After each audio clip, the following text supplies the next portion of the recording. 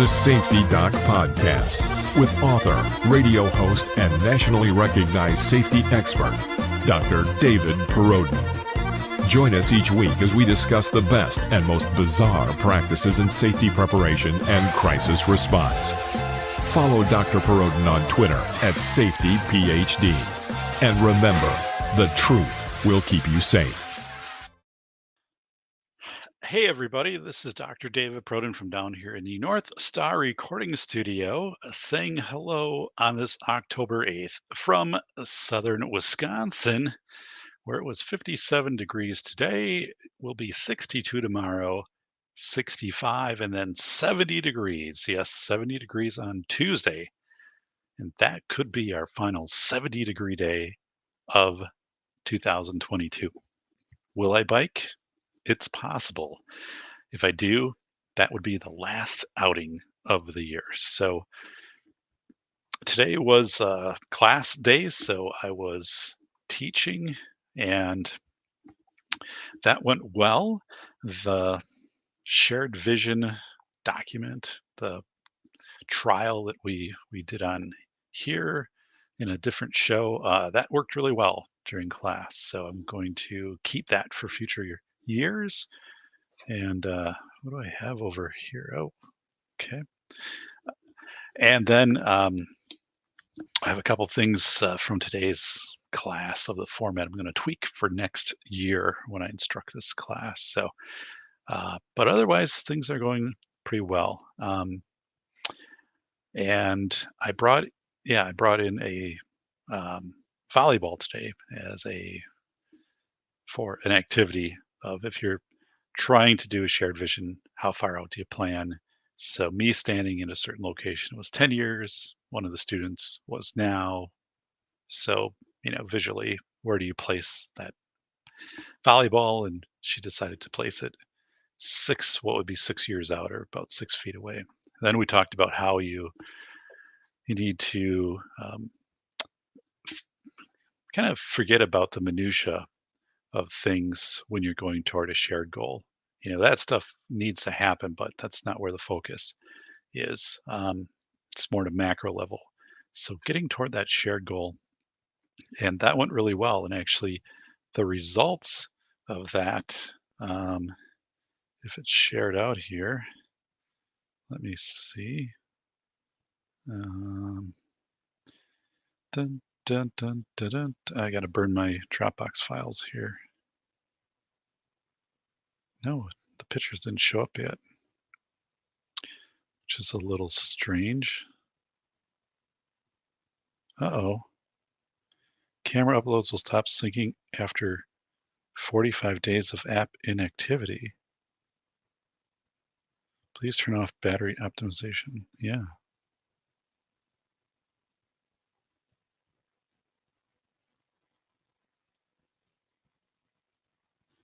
Well, what's up with that? That's not cool.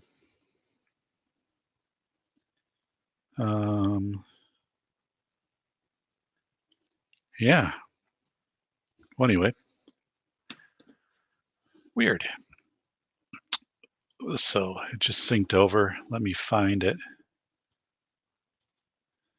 I took a couple pictures today of the chalkboard.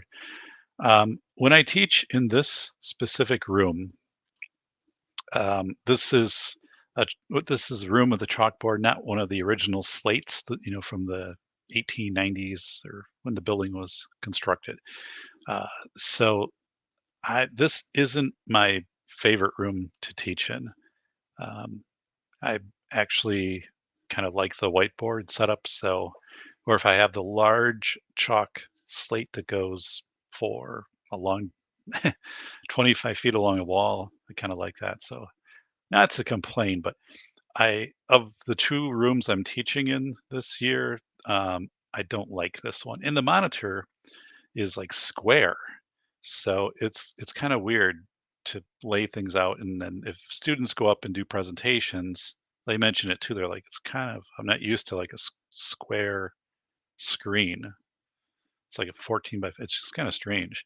And then how to control like the speakers and the um, the projectors, it's not as sleek as it is in the other rooms. So I'm thinking next year I might request.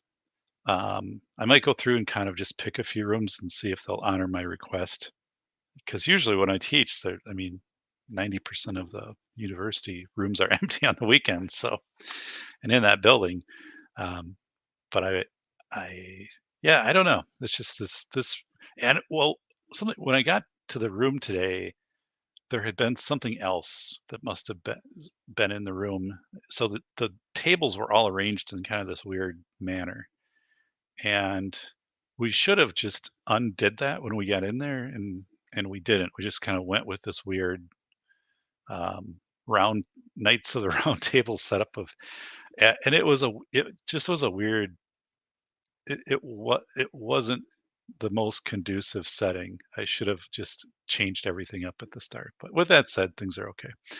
Um, but I um, here's my oh, this isn't the slide I want. So I took two pictures from class today, and students did a good job with the shared vision activity. So let me get this over here. Dun, dun, dun. Share screen. Okay, so there we are. It's Misty Mrs. Wayne and Ron Wayne. Well, hey. Hello and hello. So I'm back. Yeah, I was teaching today and 2-hour drive to the university in the morning and then teach for 8 hours and two hours back. So the drive was uneventful for the most part. There was a deer crossing on the interstate, um, probably 200 yards ahead of me on the way there. So just had to slow down and check. No deer. Um, the thing though is like now, as it gets later in the year, I'm driving when it's dark and then kind of coming home as it starts to get dark. So I don't like that as much, but it was a nice day on campus, in the 50s and sunny, and as we're kind of getting down there. Um, so the activity that we started off today was a shared vision paper that students um, needed to submit. So went through that, and s- you know they were more focused on the components of what goes into a shared vision. So I made this document, which was really well received. And like they were saying, could we use this for, stuff in our district? I'm like, well, yeah, I'll put up a Word version of it so you can customize it out. I mean, it's mine. I completely created it. So go for it. And, but when we got to the shared vision activity, um, so that's the one where I brought in the volleyball and had it, and then I represented 10 years in the future where I was standing, and then a student represented the present. And I said, like, where should the ball be? Like, this represents shared vision, and they put it like 6 feet out, so like 6 years out. I said it seems good, right? Because if you put it too close, you're not going to have time to implement the changes before you hit your shared vision. If you put it too far away, although I think you can go like 10 years, but if you went beyond that, there'd just be too much turnover and the system would be all weird. And I was giving all these really cool examples, like the USS Ronald Reagan aircraft carrier in 2003, when it was commissioned, that there were these empty spaces on the bridge. We kind of talked about that. And the questions, were like, well, what's missing? What and the answer was, well, this area is for what's going to be invented 25 years from now. So, we had that thinking, and then also that perfect quote that somebody shared in chat last night, and then I was able to confirm that with Graham Wilson, our pilot friend, that 90% of the time if you're flying, you're going to be off course. Now, that is, as Graham said, if you're um, not using like an autopilot or something, but if you're just like a Charles Lindbergh type flying, yeah. And it's very important that last 10% to be on course, that you get in and focus on the runway, right? but that's where I was saying, as long as you're heading in that direction, you're going to be fine. It's when you get closer that you have to hone in, and that's when the details have to come together. And I said, that's so think about, when a lot of people are writing about shared vision is that we'll be following all of the laws and adhering to policy and all of this stuff. And I'm like, yeah, that's kind of expectation though. That's not really shared vision. Um, and then listening sessions, right? That will have listen to all stakeholders and things like that. And I said again, which is good, but that like supports the vision. So I had the volleyball on top of a table, and then the table, was the legs and the table itself was representing what was supporting the shared vision. So it was a very good visual. It worked perfect. It was probably the highlight of class, and we just came up with it yesterday here, right? Um, or 2 nights ago, I should say, like, because yesterday I went to I graded, went to bed, but, graded papers. But that worked really well.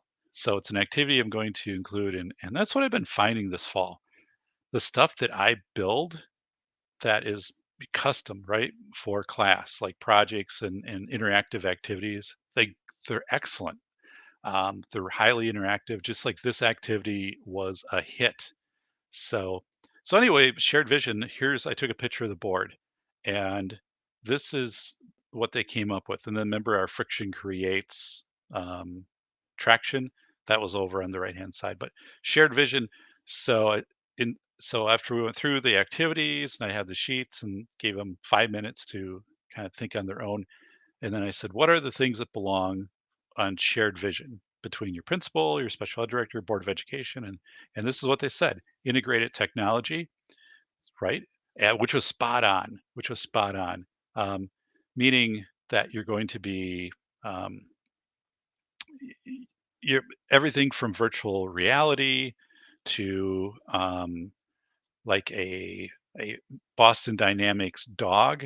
I'm talking about the robotic dog. Maybe that could be an ADA equivalent service animal in 5 years, which I think it will be. Like, so integrating technology, um, convergent demonstration of learning, which was was it convergent? Should have been divergent. So I wrote it wrong. They said it correctly, but it was saying we need more rubrics and students to use their tech and use whatever to demonstrate how they understand concepts, right? So that there's not one way. It doesn't have to be written down. It could be demonstrated. They could use videos. They could, through we talk about esports, right? The Our state is coming with our Department of Public Instruction is going to give credit for esports. They're coming up with a curriculum.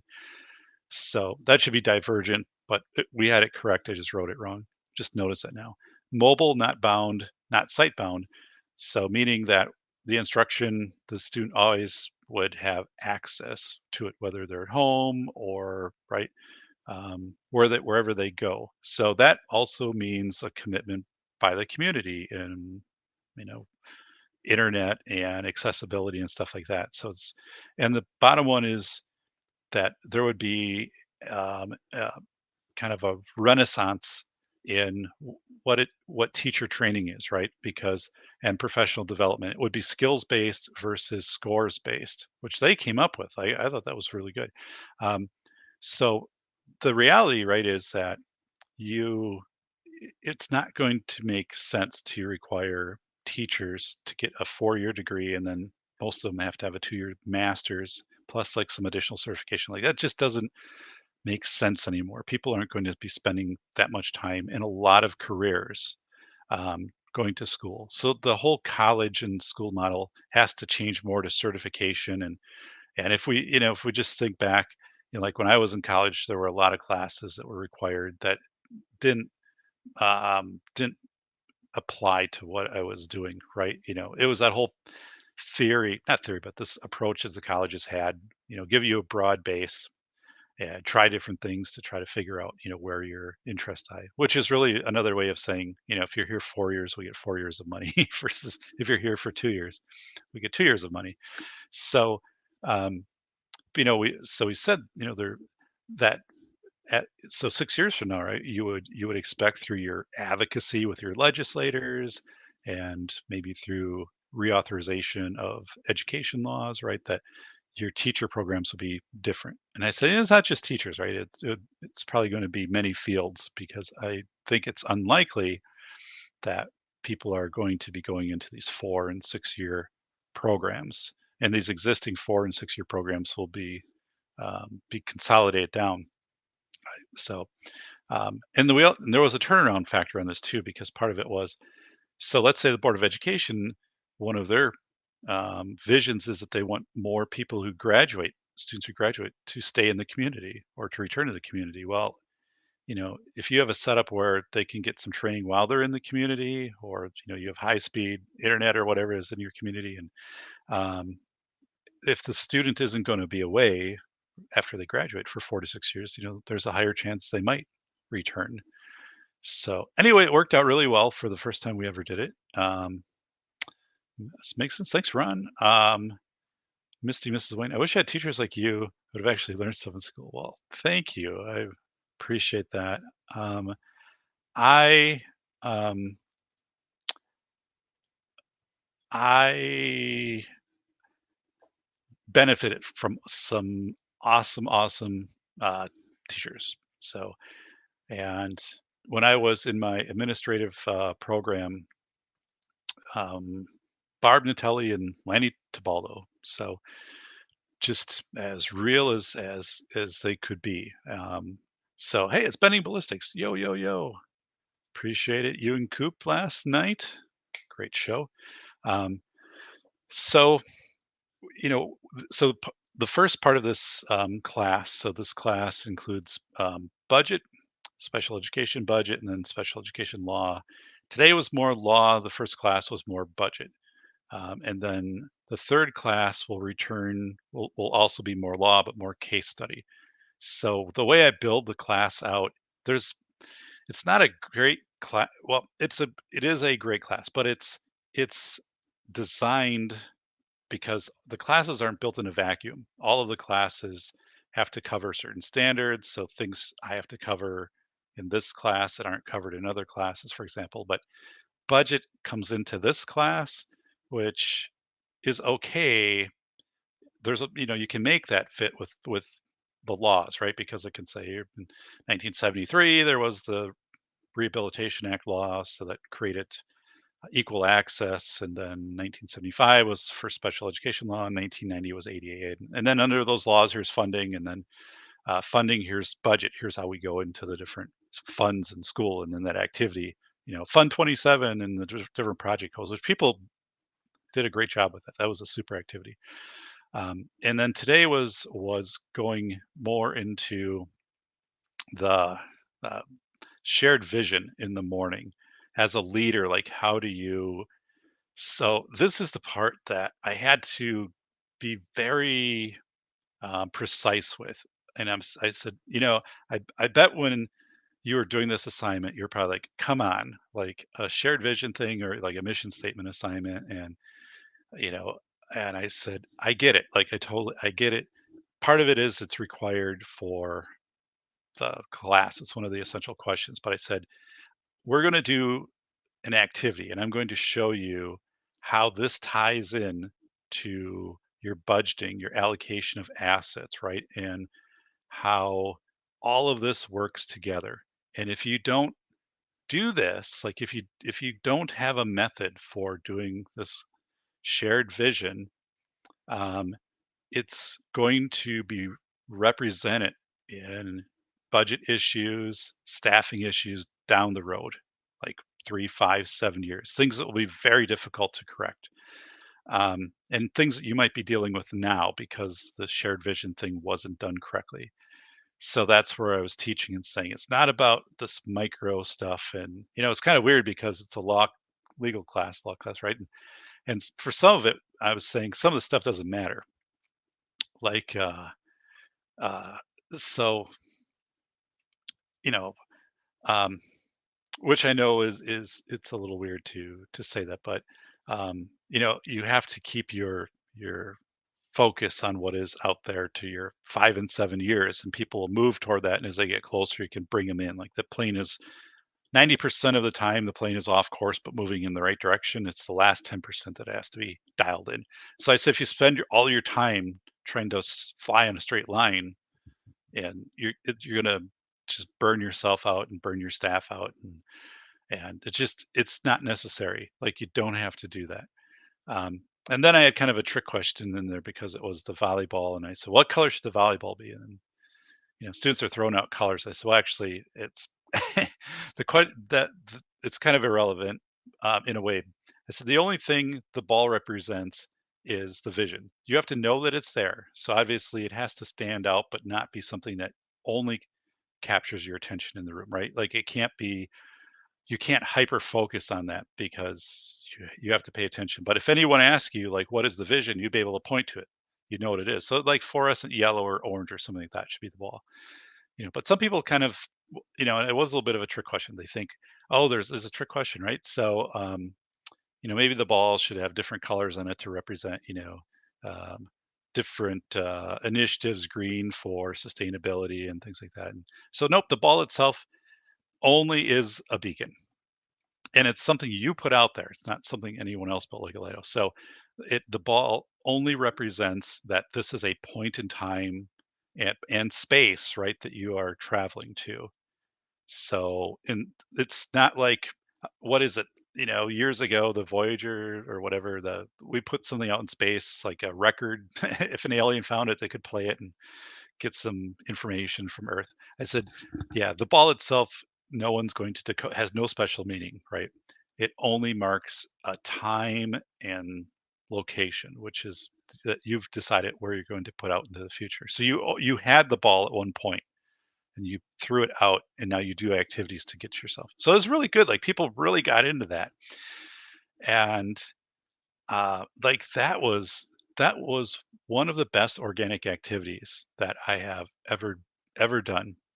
Um, and literally just came out of the concept of shared vision was so hard for people to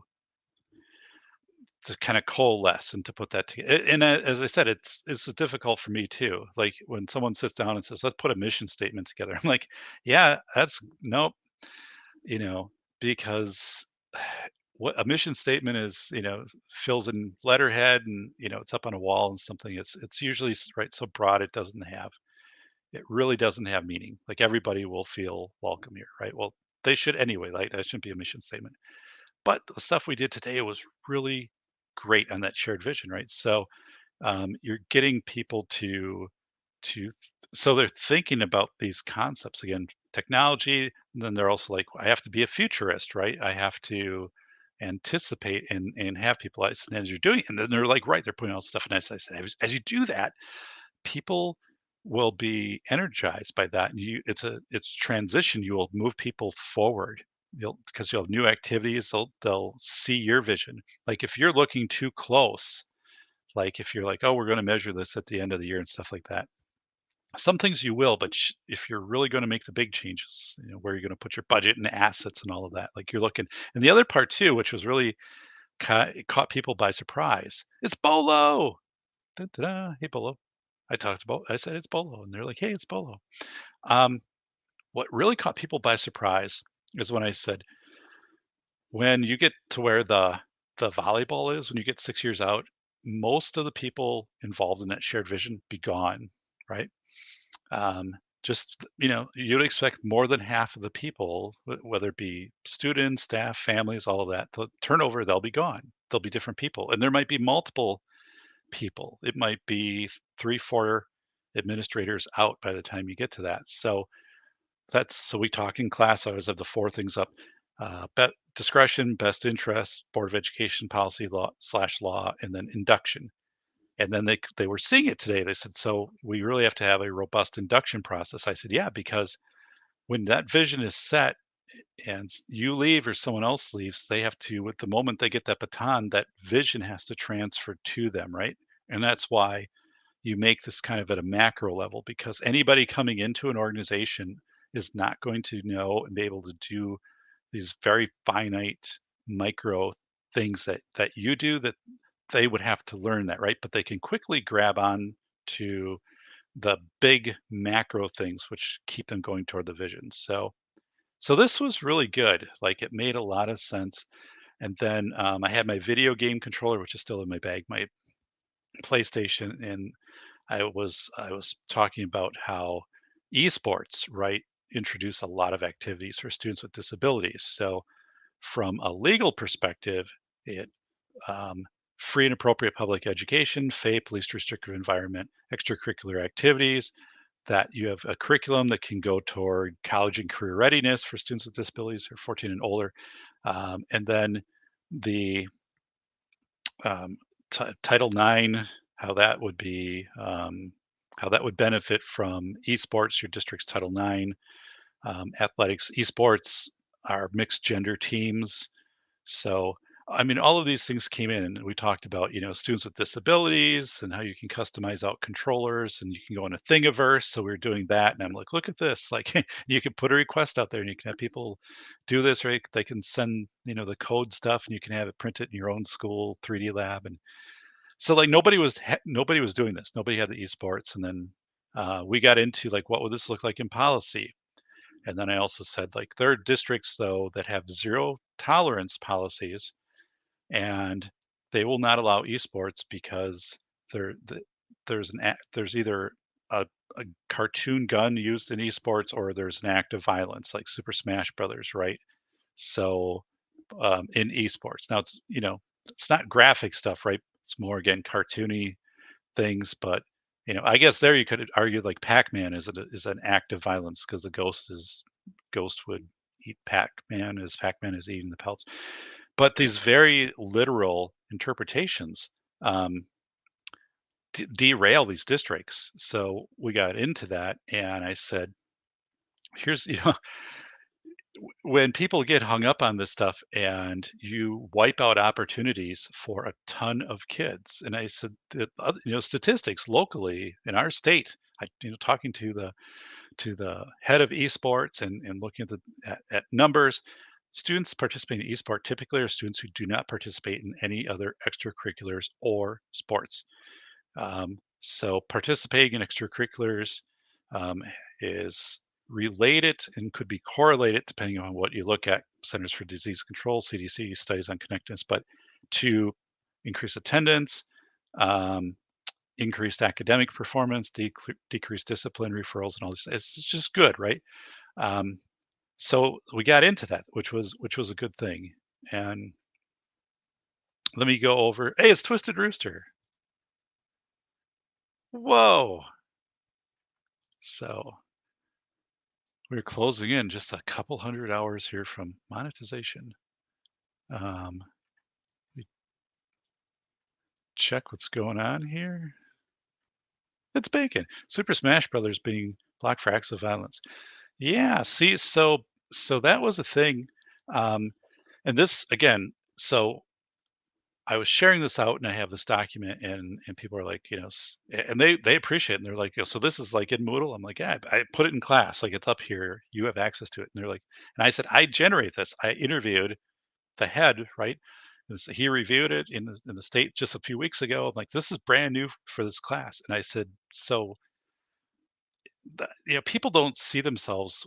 New leaders don't see their opportunity for to be an advocate. They what they see is they become managers of complex systems, which is true. These systems are complex.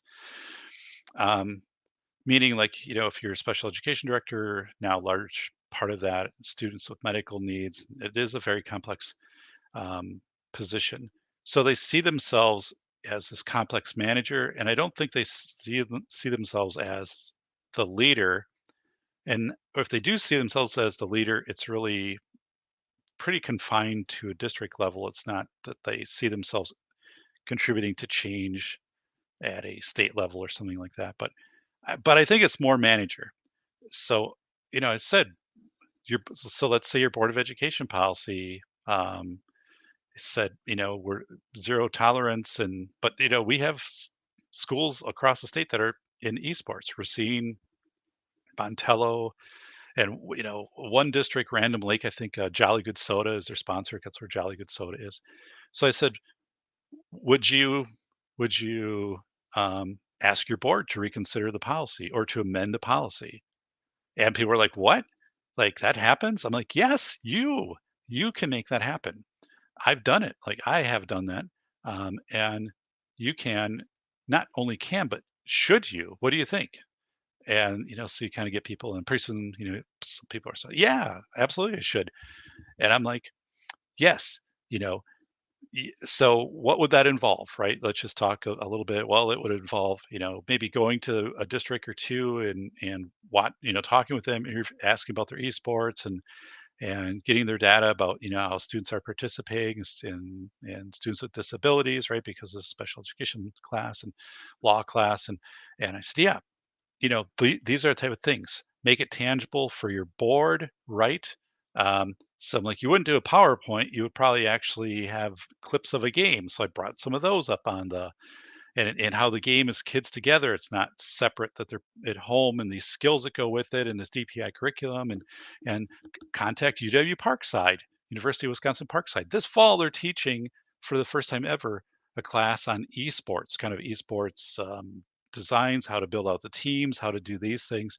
First time ever. Talk to them, get their curriculum, make it, So, but people don't see themselves in this role, which is really uh, so. Man Against the Masses, too much printing talk over Dark's stream. Too much printing. Not sure what that is. So, um, we need to get Yakaiza over here. Whoa! It's All Pro Lemonton biking. All Pro Tuesday. It could be 70 here. If that's it, that I'm going to bike that day. So we will see. That would be it for the year, though. I would put the bike away because um, but concrete is curing well. Checked it out tonight. I haven't driven on it, so I'm going to stay off of that probably for the rest of the year. Um, just let it. I I don't have any reason to like pull over on the side and just do it for the sake of doing that. But so this was amazing. With the students. So we also have had a case study to whoa, what in the world? Just a second. Something crazy happened here. All right, now we're back. All pros saying, I get biking about 9 months out of the year. Yeah, I'm happy for you. I don't. I don't get that. Um, so well let me tell so we had a case study today that we did it in class. And in California, so this is authentic, right? This was a legal case from 2018. There was a kindergarten girl, and she had Dravet syndrome, DRAVAT, which causes epilepsy. Kindergarten girl.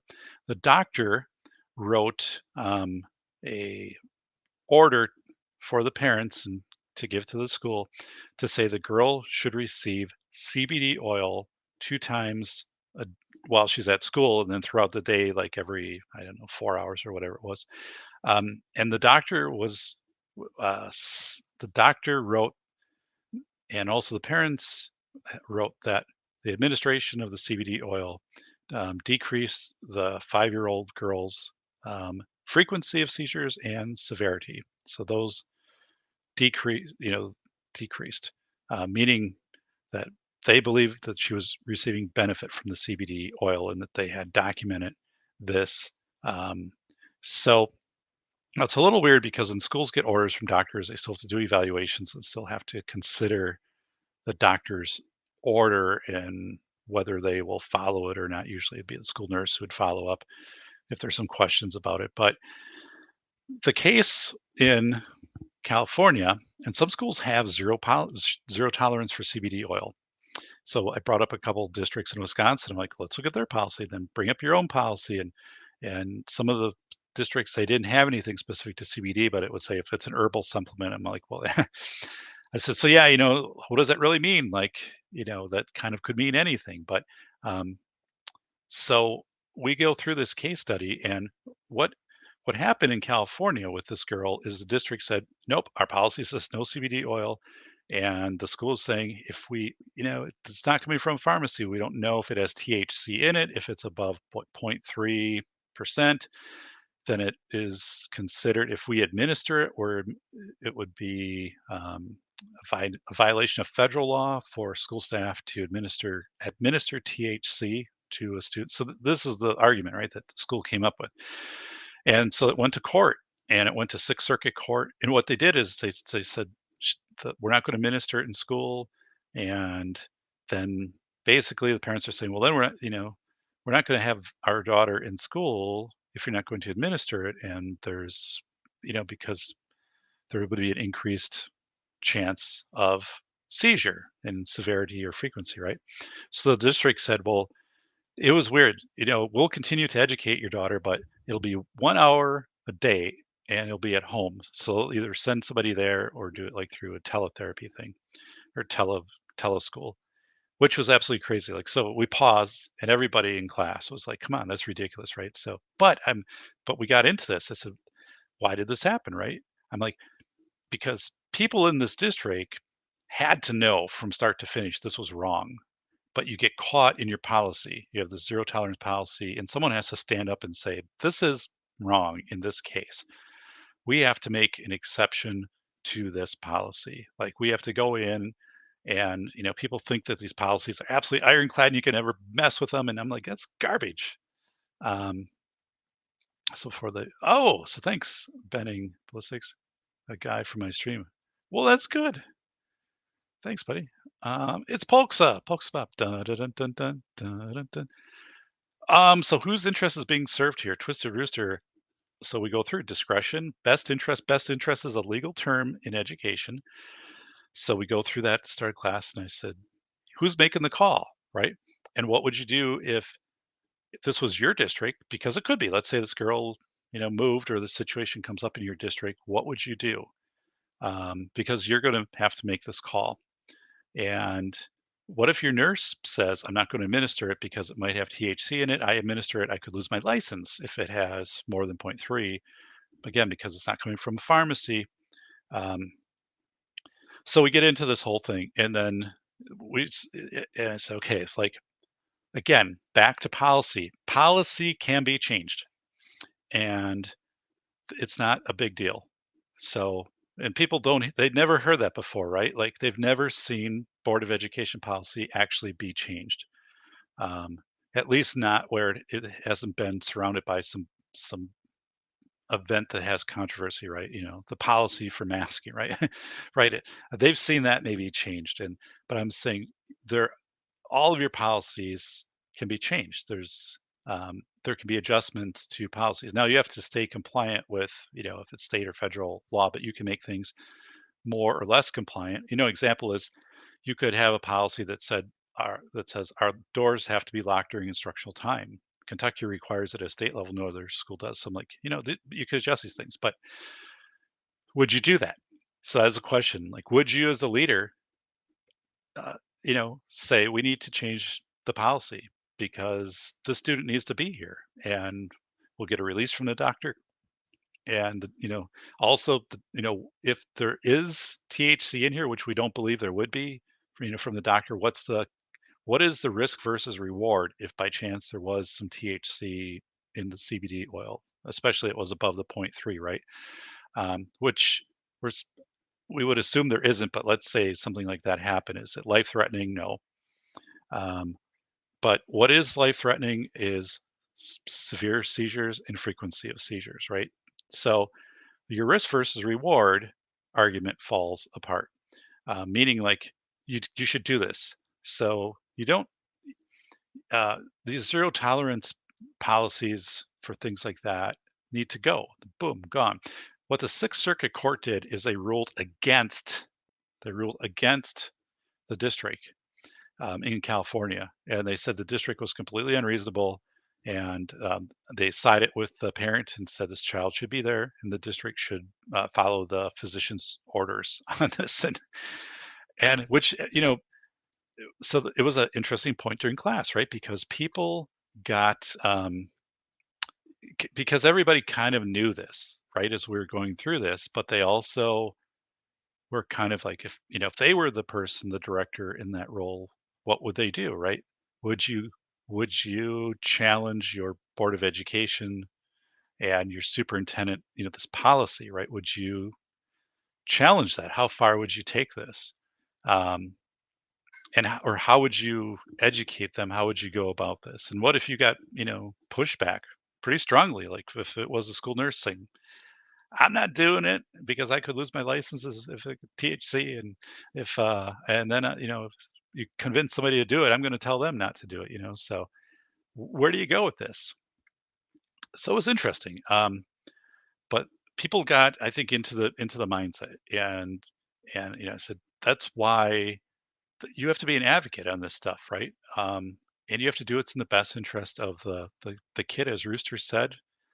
And if you sit and think about it for a few minutes, it's crystal clear what to do, what the right thing to do is, right?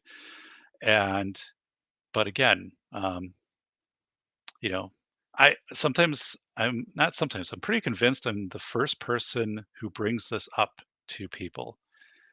Because I mean, let's face it, they're used to following a district policy and go to conferences, right? And if their attorneys present, they'll tell you this has to be one way. And I see it in the way that they did the shared vision, and the way they kind of do papers is that manager mindset. Again, you have to have that to make the position work and attending to the detail.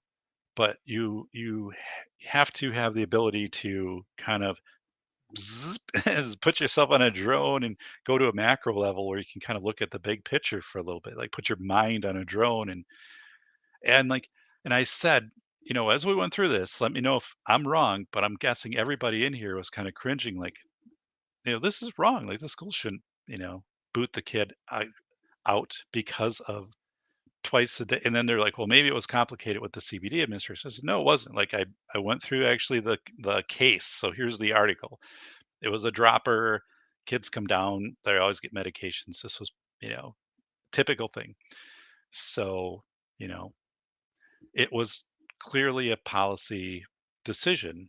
And I don't even know if it's a decision. Policy then, that zero tolerance is meant so people don't have to think. It shields people from having to use their discretion. But but I said, if you sense something is wrong, it's probably wrong because you have tacit knowledge and you have common sense, and don't forget, because you're hired in this position, that district gave you a contract, you have a license. That means that you have professional discretion. And that, again, people, I don't think, ever have things told to them that way. A tiny bit of THC isn't going to harm anybody. Yeah. And actually, like what it was interesting because in the last couple days, President Biden pardoned everybody federally who had been charged with THC, which could be a case like this, right? I don't believe there is one, but hypothetically, if there was THC and CBD and it was above point 0.3 and somebody administered it at a school, there could be the charge of administering controlled substance knowingly to a minor, which would be, I think, that's a felony in the way that that's written. Um, but Wisconsin is close, for example, not, well, I don't know, close, but they're considering legalizing marijuana, and then in that case, this whole thing kind of goes out the window, I guess, unless the district wants to be more restrictive on that in the district setting. I don't know, but again, this is one of those. It's a case study I like, because it requires you um, to a few things. We talked about it yesterday or a couple days ago. I think Bolo, you mentioned it, and it was friction, and then um, friction. What is it? Friction causes traction.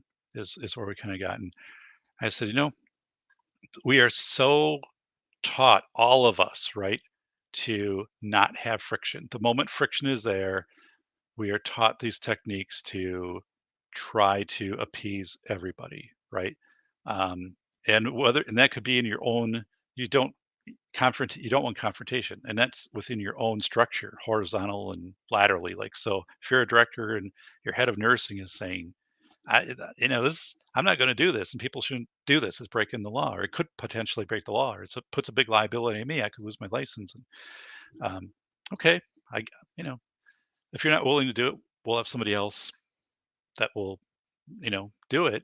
Um, and then I also say, like, this is something, right, that at a state level, the state should already have this worked out. So we looked at what the State Department of Public Instruction had, their latest document, 2018. It basically said, we're hearing a lot about this. Here's our thoughts on it, which was basically make your decision on your own 421 districts. So I said, press your press your state organizations to come out with a position statement on this, right? Or get your lawyer in and amend your Board of Education policy. Um, so, like, one of two things, right?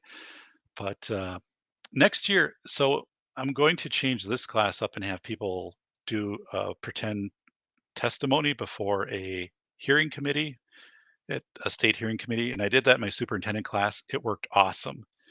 Um, and yeah, so that was new, and people never see themselves in that role. But I'm going to put these students into that role, and I might do it for either like this case study, or I might do it for like for Medicaid budget, expanding Medicaid reimbursement back to schools for like students with disabilities. But I've got one of those two will kind of be in there. But anyway, I'm I feel like my role is changing a little bit. So let's see here. Twister Rooster. The kid loses again because nobody's willing to stick his or her neck out even slightly anymore. Yeah. So that is that case in California, and I have to find it. Let's see here. 5-year-old girl, Dravet syn- syndrome, CBD, California. See if this brings it up. Da-da-da. Here we go. Here it is. Let me share screen.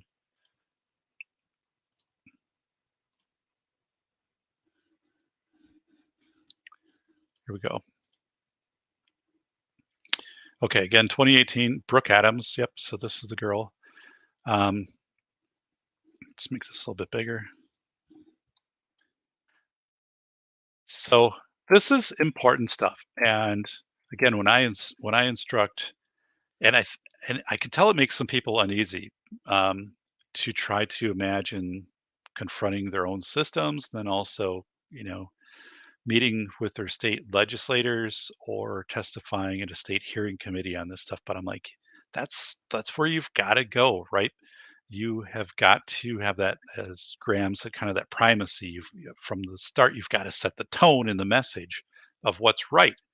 Um, so here, Brooke Adams has Dravet syndrome, um, and it was the Rincon Valley Union School District. So a teacher would go to Brooke's home. It was for one, so she's a kindergartner. So instead of administering the CBD oil, they would send a teacher to her home 1 hour a day. So there's Brooke, right? So let's just pause. All right. What is happening? All right, so let's give it a second here. Yeah, this isn't about you, Megan Kelly. It's about Brooke. Come on.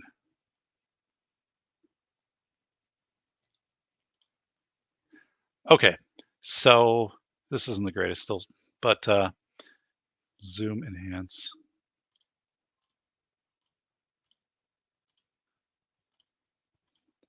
Okay, I guess here we go. There we go. Now you gotta, so you have a context, right? So I kind of stopped it like about here because again, it's one thing when you're just, oh, a kid in California, a kid, right? But now, boom, like here's a context. This is the kid. So then you're like, this is the kid they're keeping out of school because they're unwilling to administer CBD oil, which the doctor has, one, prescribed, and two, that they have records of saying that it has provided clinical benefit to her in the form of less frequent seizures and less severe. This is the kid.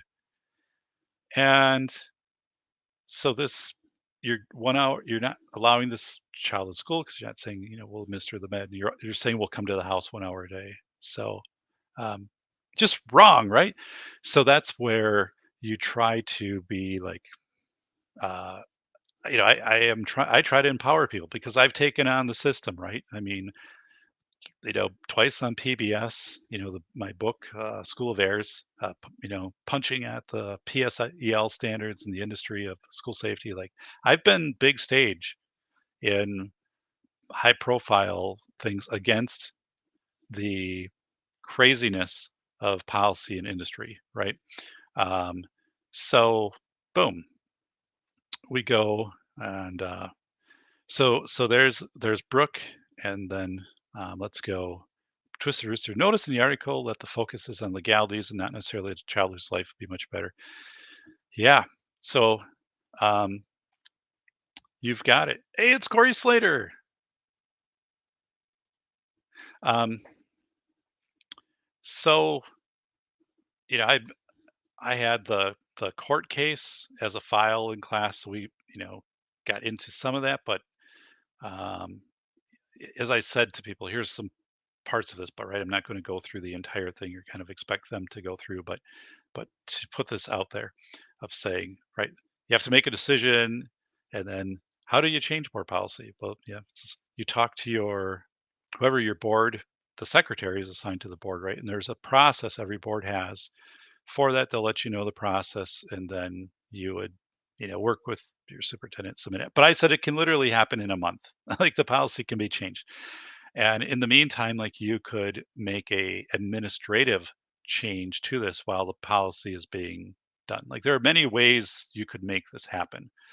So we're kind of going through those. The individualized education plan, like you could take the doctor's note on advisement while policy was being considered. I'm like, there are a million things. And if this was what you wanted to do, also like, and you called your district's attorney and said, this is what we want to do, the attorney would find a pathway for you to do this. They'll probably tell you the bad things that could happen too. But um, if you said, we are strong in our position, this is what we're going to do, they would lay it out for you. Okay, document, do the risk and reward, document with the doctor, get the you know, um, and where the CBD oil is coming from, and also doctor statement on if there was THC in it, the effects, and also it's unlikely, right, that there would be THC in it. But again, it's really the risk versus reward and just doing what's right. So, but interesting, right? It's interesting, and also think what's interesting is that, and told people this today. You will find yourself at many points in your career that knowingly going down the wrong road, and it's because sometimes you have to join a parade to get where you're going, right? There's just this momentum of things that are happening, and you can either find an off ramp, right, or you can kind of stop and make everybody stop and think of what's happening. And I'm like, this is bold. This is a bold move. If somebody stands up in the district and says, "This is garbage. We're keeping Brooke at home. Like this is because of the CBD thing. Like this is garbage, right?" And it stops. Somebody gets out there, right, and bumps it in the nose. This whole momentum of, you know, we're a zero CBD oil school, and um, this ends, right? So that was the point, and I still think again, I know I'm not the one, right, taking the risk here because this is the but I did say I would take this risk. And if you know me, right, you know that that's an authentic statement, and you can look at the body of work that I did while I was a school administrator, which was presenting on PBS and writing School of Airs and testifying as an expert witness. And so, I'm not talking a big game after I'm out of the game, but right. So know this though, each of you has the power to make this decision, and you probably don't realize it, right? But you do realize that this is wrong. So anyway, I find myself, I don't know if I have to do that or I feel like I have to do it because the students don't feel that they have that discretion.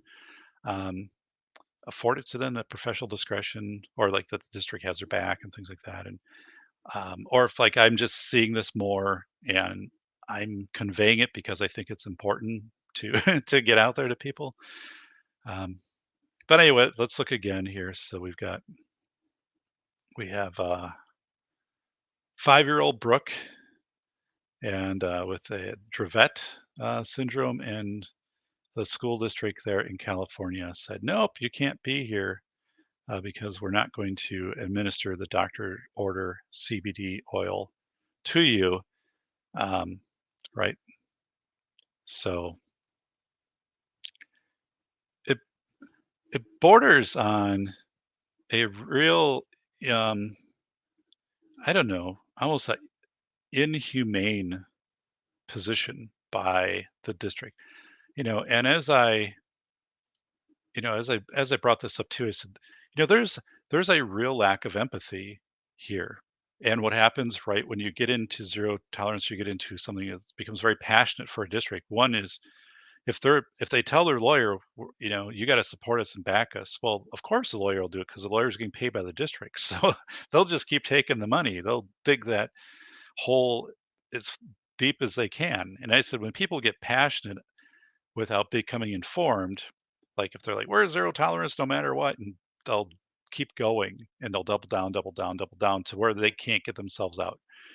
And what their district lawyer should have said to them at some point was just, closed door of saying, hey, knock it off.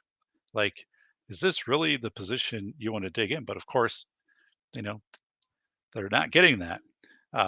Or I would guess they didn't get that because if your district attorney is advising you, well, you might want to reevaluate your position. Oh, just a second.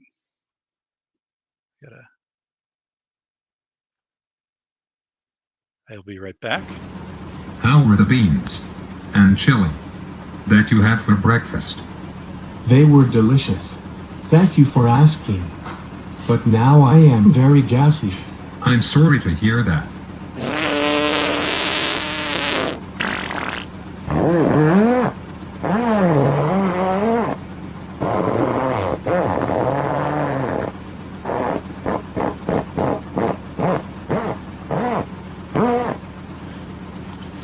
Who let the frogs out? Pew, that stinks very bad. I have to open the window. Oh no, my cap flew off and it was sucked into the engine.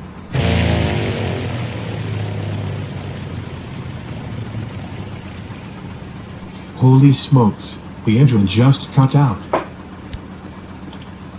We should use the Decide model to help us make the right decision. Mayday. Mayday. I am declaring a beans and chili emergency. Please advise for landing. Flight 019er, 2 miles northeast. Turn left at 90. Maintain 4,800 to establish an approach.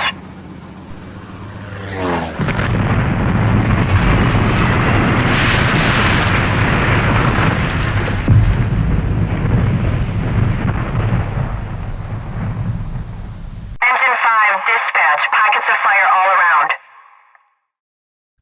Yikes! Yikes! Had to open up the door to the basement for one of the cats. Okay, so we have this. We have the case study there, and again, it's using your professional discretion, and sometimes you've got to stand up for what's right. Just it's just the way that it is, right? And these policies are, um, so here was something else with so we have that case study, right? And let me based on a true story. Um,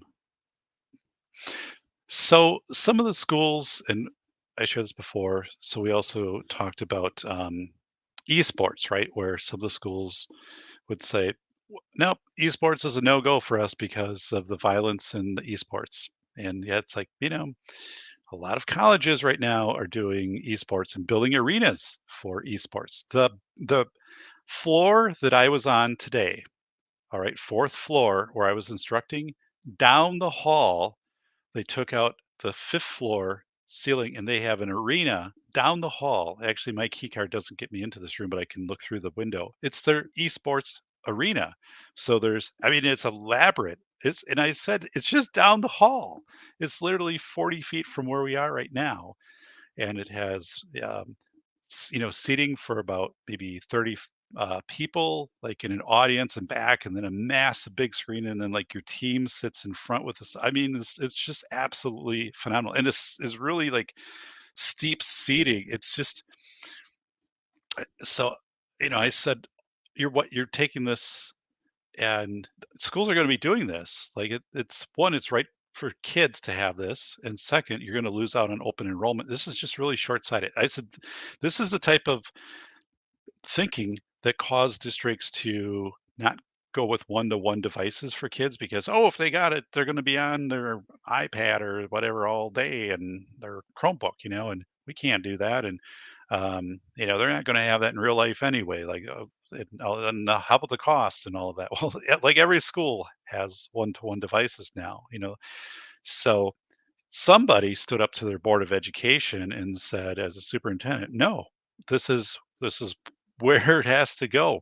This is our shared vision technology, and we're going to do this, right? And sometimes the board may say, adios, we'll buy out your contract. But um, most of the time, right, if you are strong in your position, you can get the school board to go along with it.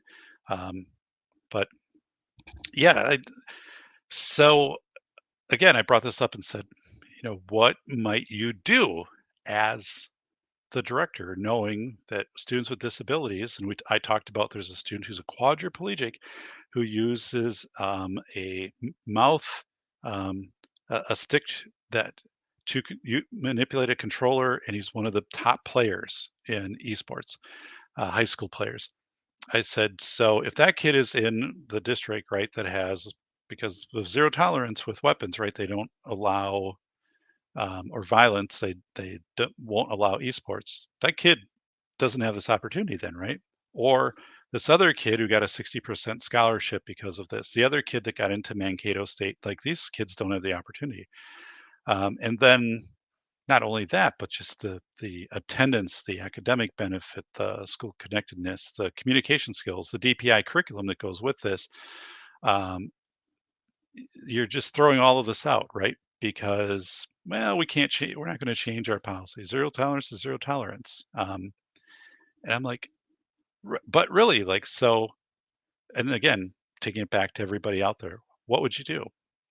How would you be the person? And I said, do not underestimate the power that you have. You are very powerful. You have much more power than you think. Um, and how would you change this? So what would be your pro? And I said it can't be some long drawn out. I would get a committee together, and I said, all right, we're not going to go down that route. But how would you change this, right? Um, and yeah, and I think it's cool because you can see some people start to be like, yeah, I do, and this would be the right thing to do. And here's a nice process, right, with the Board of Education, and the superintendent. You go to some place, you go to UW Parkside, right? Um, but I do think I think more this year than not, I've been telling people that, oh, wait a second, it's Alex Patino. Hey, buddy. So let me go back. How much does a cord of wood cost these days? I heard my was 200. Um, so I pay well under that, but and I have my firewood delivered. So my 4x4x8 is well below that. It's above 100, but it's well below that. So I get my wood from father's son who cut and deliver hundreds of cords a year, if not 1,000 cords of firewood. Um, as far as like a residential customer, I think they have 3, and I'm one of them because I do order a lot of wood as a residential. So if you're just buying like 3 cords of wood, like that's they won't work with you. Um, but because they're delivering to like the pizza places down in the metro that have, the wood fired pizza and um, but what they were telling me was like down in Chicago, a cord is going for $500. So, but yeah, so, um, but yeah, I paid well below the like a 200. So, um, more than 100, but less. And part of it is because I've always been a good, right? I'm not that far from them, and I've always been a good, I guess, client, right? They can count on if I'm saying I need this many cord of wood. So in years that are up and down, like it's always consistent. So I'm fortunate because if I didn't have, and the wood is always the best. They're giving me the best oak that they have. But if I didn't have these guys, yeah, I mean, I would likely be paying more, or you would be in some situation where you're getting some wood that someone cut a couple years ago and was out in their back 40 and they threw it on a truck and now you get a picture of it and hey, we'll drop this off. And so yeah, so it's cost effective because I still have gas heat, so we do have a furnace, but it doesn't run very often, and our water heater's gas. But so in winter, right, if I didn't largely just heat my house with wood, so there'll be times the furnace will never kick on. But if it has to, like, it'll kick on for a little while. So the difference in cost, right, all kind of levels out because if I heat it exclusively with the furnace, the gas furnace, it would cost as much or more than if I used wood. So I think um, I come out ahead every year by heating with wood. Um, so yeah, let's see here. Man, I might as well stayed up last night. The bacon did not sleep. A sore neck. Um, it was it was a little dry.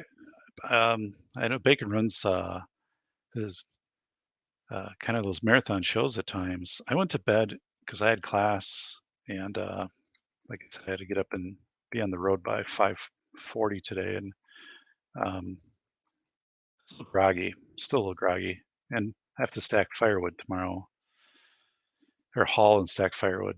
I was really thinking about trying to postpone that, but then it'd be 62 tomorrow, which is a little warm for like hauling and stacking wood. But then, I don't want to end up where I postpone it and then it gets delivered, in the middle of winter, right? And then I got to deal with snow and slush in the garage if I've like, because it would be delivered in the garage, but if I had the vehicles, and I'd have to clean off the floor because I don't want slush and stuff being put on the firewood. But let me show you. This is in my area here, so let's do a little Craigslist here for firewood. This person's saying firewood mixed hardwood, 20 cord, $1,000. Um, so let's take a look at this though. Um, Yikes. That's basically just that's a path where a tornado went through or something. Um, so interest, look at this. That's $1,000 right there. You'd have to cut that up and I don't know. Interesting, right? So let's check the next one. I would actually like this crate. I don't know what the dimensions are. I'd say that's maybe 3 foot by 3 foot by looking at the size of the wood. Um, you know, the crate would be nice. Actually, the crate would be nice. So this is 110. Oh, crate's not included. Damn it. Damn. And then, I get the firewood delivered, so I have no other means to get it. Someone is trying, hey, this is in my neighborhood here. Free? Is it free? $5 each. A log that burns for 3 hours. These things are pretty bad, because they can gunk up your chimney. Like, I have a poured flue, like this would be bad. Crackling fire sound. Interesting. You wouldn't hear it in my burner anyway, but interesting. Very interesting. Ooh, look at this. This is $0. No, it's 350. Okay, 320 a cord. That must be a full cord, because there's nobody's going to pay out 320 for a cord. So 320 a full cord. I'm guessing you have to. We'll deliver for a fee. That's nice stuff. That's not bad. That's pretty good stuff here. Okay, oak and ash, elm. I don't know. Let's do a couple more here. See, this is what you get. You get someone who takes and throws firewood in the back of a pickup, and then they're like, "Hey there, like, it's a half cord." All right, yeah, I guess probably does look like a half cord, but do they have a price here? It's a half cord. Call or text for price. We'll put the price on that. Apparently, it's hit by a boat dock here. So, but this is real iffy stuff, right? Like, this is someone just trying to make some quick. Well, they did have a price in there. No, $120 for a half cord. So that's insane. Here's firewood done dirt cheap, and it's delivered in a 85,000-pound truck that'll pull up and smash your driveway. Yeah, it is the big hook right here. It's firewood done dirt cheap. So, as low as 135 to 180 per full cord delivered. That is actually a really good deal. Done dirt cheap. Interesting. If you see the big green truck,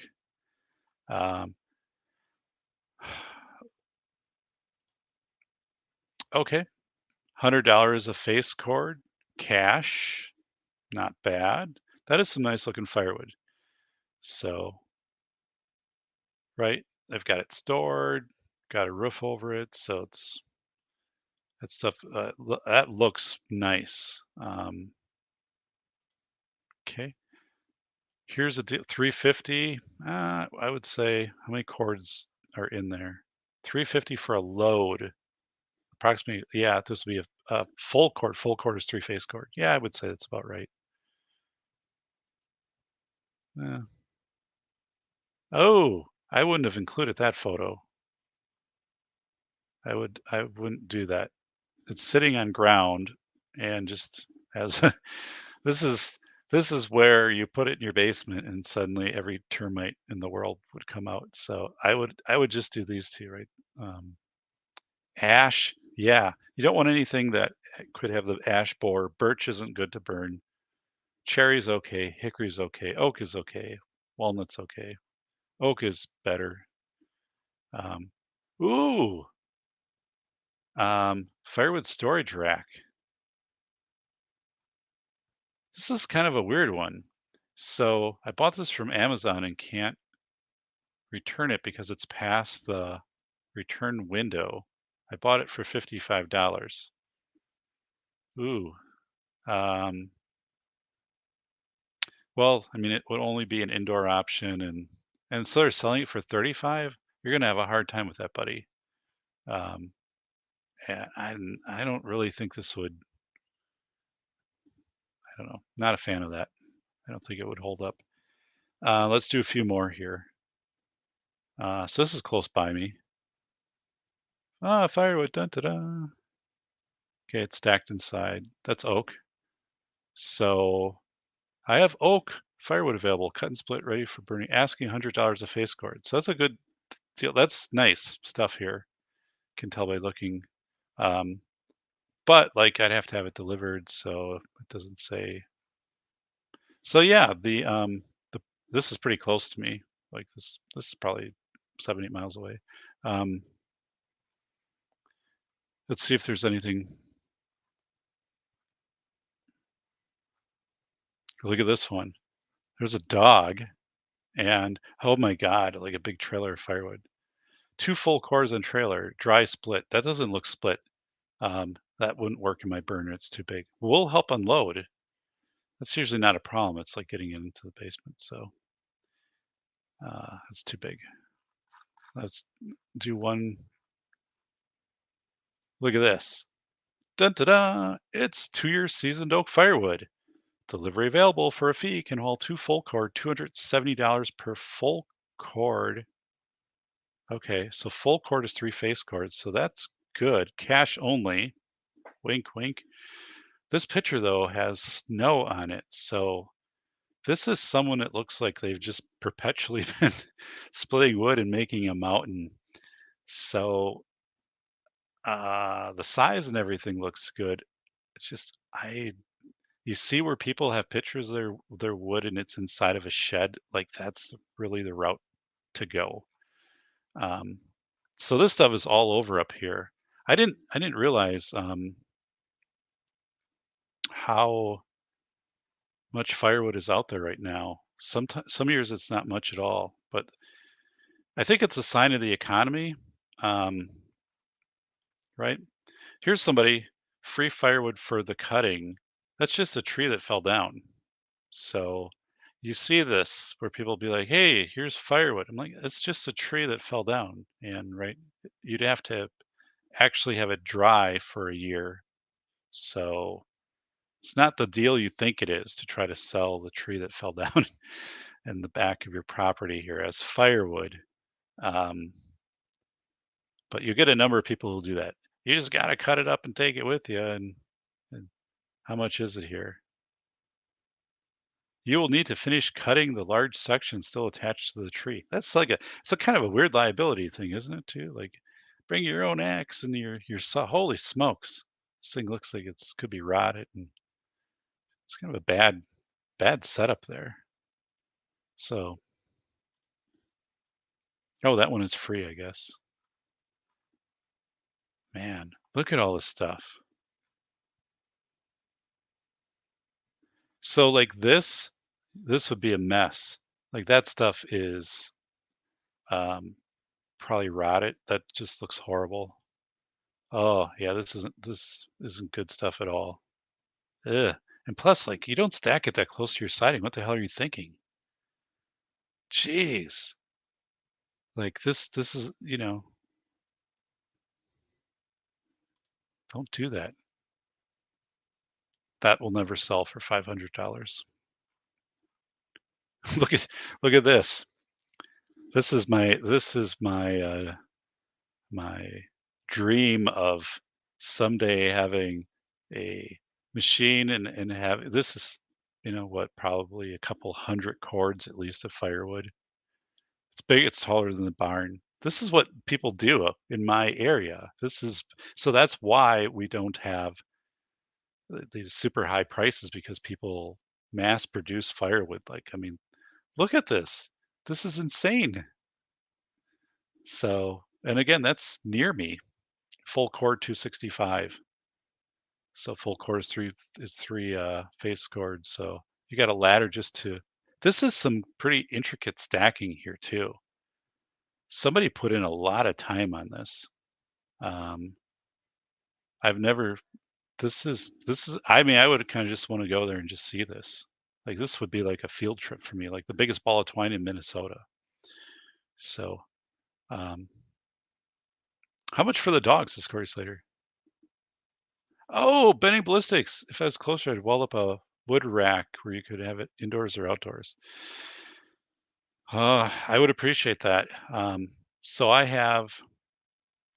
right now, I have 10,000 pounds of firewood in the room next to me, literally 10,000 pounds. And I'll be adding, I don't know, 4,000 pounds to that tomorrow. And I didn't think about the load on the slab because it's a basement, right? So the slab is supported underneath, and then of course it's up against the poured wall. And I've been doing this for 20 years, and this house has been here for 40 years. But um, someone was telling me like the weight load, right? You have to get down to psi, and it's a pretty broad base, but that's still a lot of weight to have on that corner. Um, so I just started to think about that the last few days of because I'm increasing the amount of firewood that I have in anticipation if we have, loss of power and whatever. Um, and I'm like, I got to broaden the base, or I've got to reconfigure that room a little bit. I don't want to put like weight on two sides, so like I would have a tension on the slab because I'm sure the slab's not reinforced. Split it, and I looked. I don't have any cracks, so I think things will be fine. But I just have to broaden the base out from the wall, so the psi is lower. Again, I don't think it's a real big issue because it's that way. But as I'm adding, you know, 14,000 pounds of wood is what, like, you know, s- 5, big pickup trucks basically stacked on each other in the corner of my thing there. This is a work of art here. I would sit here with a lawn chair. I mean, it'd have to be nice weather, but I would sit like, like not right about here. I went to the ladder. I kind of want this view, just kind of like right here. And I would sit there for hours, just be like da da da da da da da da. Da, this is cool. Um, yeah, you have to sit, a little further back because if this started to go, like, it seems like it would flow this way. I'm pretty nimble, um, but this is awesome, right? This is. I want to meet this person. Like, this is pretty darn cool. Um, Mike's saying, when we got firewood, guess who split it? Yeah, me. Oh my God, one of your chores. Oh, my dad used to split firewood in our backyard, so it would be delivered and then he would split it. And I remember that was a task, so I don't have to do that so thankfully. Um, I would have loved it for a while, but it's a labor of love. So respect to you, Mike. It's cathartic. Yes, and like when tomorrow I'll haul firewood from the garage into the basement and stack it, and that is actually a very cathartic process. And there's something with start to finish, um, and there is something with the whole. I don't know if it's really a science, but just a method of stacking, crisscrossing, and the way that you're putting the rows together. So it's pretty cool. Like, it is good. Um, the thing is, like, I can't really listen to like a podcast or anything because I'm like always in motion and I don't have earbuds in. So Benning Ballistics is saying, last year when the tornadoes hit here, we got a buddy of mine 7 ricks of firewood for. That's cool. Helping people clean up. That is really cool. I was thinking I haven't done it. Well, when we had severe storms go through. Um, I was thinking of cutting up some of the stuff on people's yards and just seeing if I could take it, but um, I don't know. Um, so it always keeps us warm, but the dusty mess, man. So yeah, I don't really have dust, because again, the firewood is stored. There's very little dirt. If there's anything, it's usually I left in the garage and I sweep it up, and so there is some dust initially bringing it down. Not a lot though, um, but it's pretty clean stuff. And actually, like burning firewood, because I have a super high efficiency burner, there's never like smoke dust in the house. I guess it's it's like the scene from The Burbs, like a crematorium. Is your furnace supposed to go up to 14,000 degrees or whatever? But the fireplace burns to a fine powder. But you also have to be the insert, the whole heating. unit.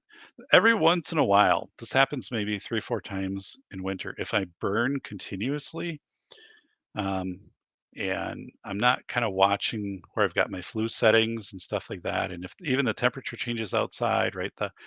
So your draft is changed because I live on the top of a hill. There's some variables just that get into play. The firebox can start to overheat, and that's just part of the way that it is if you're heating with wood. Now, it's typically not not dangerous because again, I got a poured flue and all of that, which means like I have big concrete around there, there's no metal. Well, there's a metal pipe, but it has concrete all around it, not just a. So originally it was a brick chimney, and then a double line pipe went down, and then concrete got poured in around the pipe. So, um, but yeah, the potential is that the glass could break out on the front of the, and plus it just radiates, it heats, it cooks. The thing, if you're too close to it, it basically will just radiate and cook whatever's in front of it. So, like, we learned that we put like a pair of boots or something like 2 feet away, and the next day they were just like vulcanized, right? So, um, you got to be really careful, like have a good distance because and it's a stone wall, so it just radiates heat then. But if the burners, and I have a temperature gauge on the burner itself, and if the burner starts to overheat, then I've got to sometimes pull even out of the firebox, and that gets to be tricky, right? To pull um, hot coals and stuff out of the firebox inside of the house. So I've got a system for that. I've got like equipment for that, but it's not preferable to do that. And that's something where immediately then I have to get the coals basically out of the house, through the garage, get the vehicles out of the garage because you don't want, and get the stuff to the end of the property where I always have a snow pile in winter. And that's where that stuff gets dumped as kind of an emergency thing. So, and if it happens at night, like, then I have to just stay up and watch the thing until it burns out or cools down. So, just part, I don't know, just part of the thing. It sounds very inherently dangerous when I talk about it this way, and it really isn't. But there are some times like that's just the way that it is. Yeah, you were talking about the your buddy broke his foundations. Ever since you've now I'm like now I'm worried about that. So shipping would be crazy. Yeah, we'll have to have Coop pick it up and drive it over here. Um, yeah, I, I, again, I look at the square, square foot of 8 by 16 where the wood is at. So what would that be? My, w- uh, 128 square foot. So let's say 14,000 pounds. 110 pounds per square foot. That's fine. I mean, even old concrete, I mean, it's a poured concrete, the floor looks good. 4-inch non-reinforced would have to be 2,500 psi from 78, probably 5-bag concrete. So still curing just a tiny bit today. So we're good. I'll wake up one day, the whole side of my house will be gone. Although it's in the ground, right? So uh, force is being transferred into the ground, but yeah. I was talking about coal. Oh my goodness, coal. Holy smokes. Wow. Stupid question. Do some types of wood have higher amounts of energy? That's a great question. And they do. Yeah. Like oak, hickory, are high. Like, yeah. And then, anything, obviously it's like pine or something like that is low. Well, not obviously, and it also is gummy and mucks up your chimney. So you stay away from softwoods. Oak is good. Birch, hickory is good. Yeah. So people will be like, it's a mixed load. It's kind of whatever fell down. Well, yeah, there's a lot of stuff in there. Then it probably is junk that I don't want to burn. But I don't know. Oak is it has typically been my go-to. Um, some of the really hard, like a hickory, can be a little hard to get going. The Burbs, yeah. So I've owned that movie. So yeah, we found Walter. There go the brownies, Ron Wayne. There go the brownies on the porch. That's one of my favorite scenes. So yeah, no bacon. That was a great question. So oak is well, damn near like every tree up here is oak. So first of all, it's easy to get. Um, Oak will burn hot, and how the rate stuff burns, you can kind of control through how much air you're having come in your flue settings, right? So as the fire gets going, you can lower the air levels so it kind of burns slower, and still burns. It keeps the radiant heat. It's if you don't pay attention to that, like you'll burn through a lot of wood, and it just kind of sends the heat right up the chimney. So my setup forces everything to circulate through. It's kind of like a steam engine in a way, where everything there's not a water boiler, right? But it circulates through tubes. So before it goes up the chimney, like it has a circulation pattern, and so it's pretty good. It's good stuff. And then of course the stone wall will heat over time, and then that will stay warm for another like 4 hours after the fire's done, and then it'll just keep radiating out. So yeah, Mike's got it here. When burnt typically, hardwoods are the best. Oak, cherry, yep. Um, Cherry wood has too much sap in it to burn. You're right. So that's why I stay with oak. You know, my chimney, like from year to year, I mean, I'll have it professionally cleaned every few years, but by burning oak, it's like almost, look down, it's almost perfect. Um, plus oak will burn to a really fine ash, so it's easy.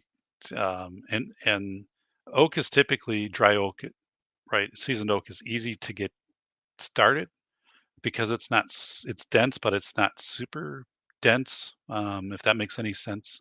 It's as far as like starting a fire, oak is the way to go. Um, I mean, I'm sure there are other ones out there, but right, uh, I'm I'm just kind of like I'm so used to burning with oak and knowing the throttles and controls, and just how oak oak works in my system. I'm just like I'll stick with it. Um, but yeah, cherry is beautiful wood. It is. I'm going to buy a diploma frame for my doctoral diploma. So there's three back there. You can see two. I have my bachelor's and two masters, which that was framed years and years and years ago. I just had it in a closet, didn't have it up. So, um, but I'm going to get a larger cherry wood frame, because I might as well put it up. I've it's been sitting in a file over here for since 2016, and it's not like a protest. I just never, I'm not real big on degrees and credentials, right? Um, I just don't. But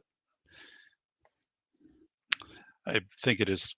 I might as well display it. So I'm going to kind of redo the back there a little bit. Coop made the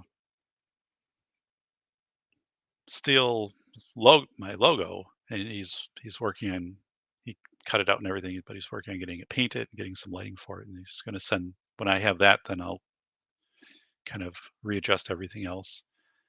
Pine works for kindling to get heat, but generally junk wood. Yeah. And what I'll do is I just use when they're splitting oak, they just collect boxes of the small splinter stuff that comes off, and I just use that as kindling. So not bark, but just like splinter wood.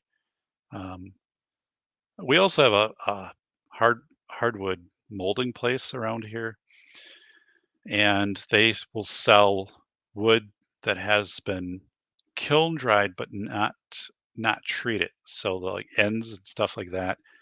And if you go there, they will, I don't know, fill up your trunk. They have containers big like 55-gallon barrels. The stuff is really good. Again, it's not been treated. It's just been dried. And it's been cut, but it hasn't been stained or anything. So you're not sending chemicals up your chimney or into your house.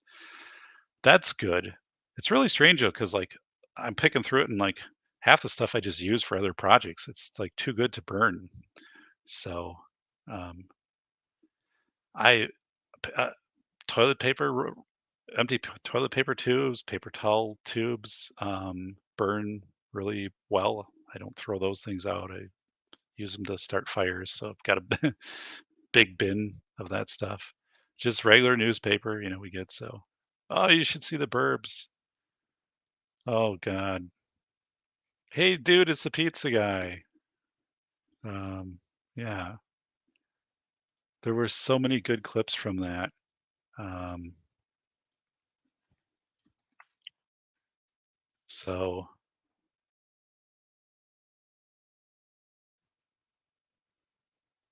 let's see here. I'm trying to.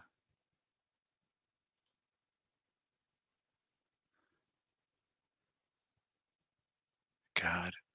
So yeah, the Burbs had Tom Hanks, and although like Corey Slater or Corey Feldman? Corey Slater's in the show here. Corey Feldman was in that. Um, it was just a good movie. So this guy died in the red shirt. So a couple years ago, he died. So right there.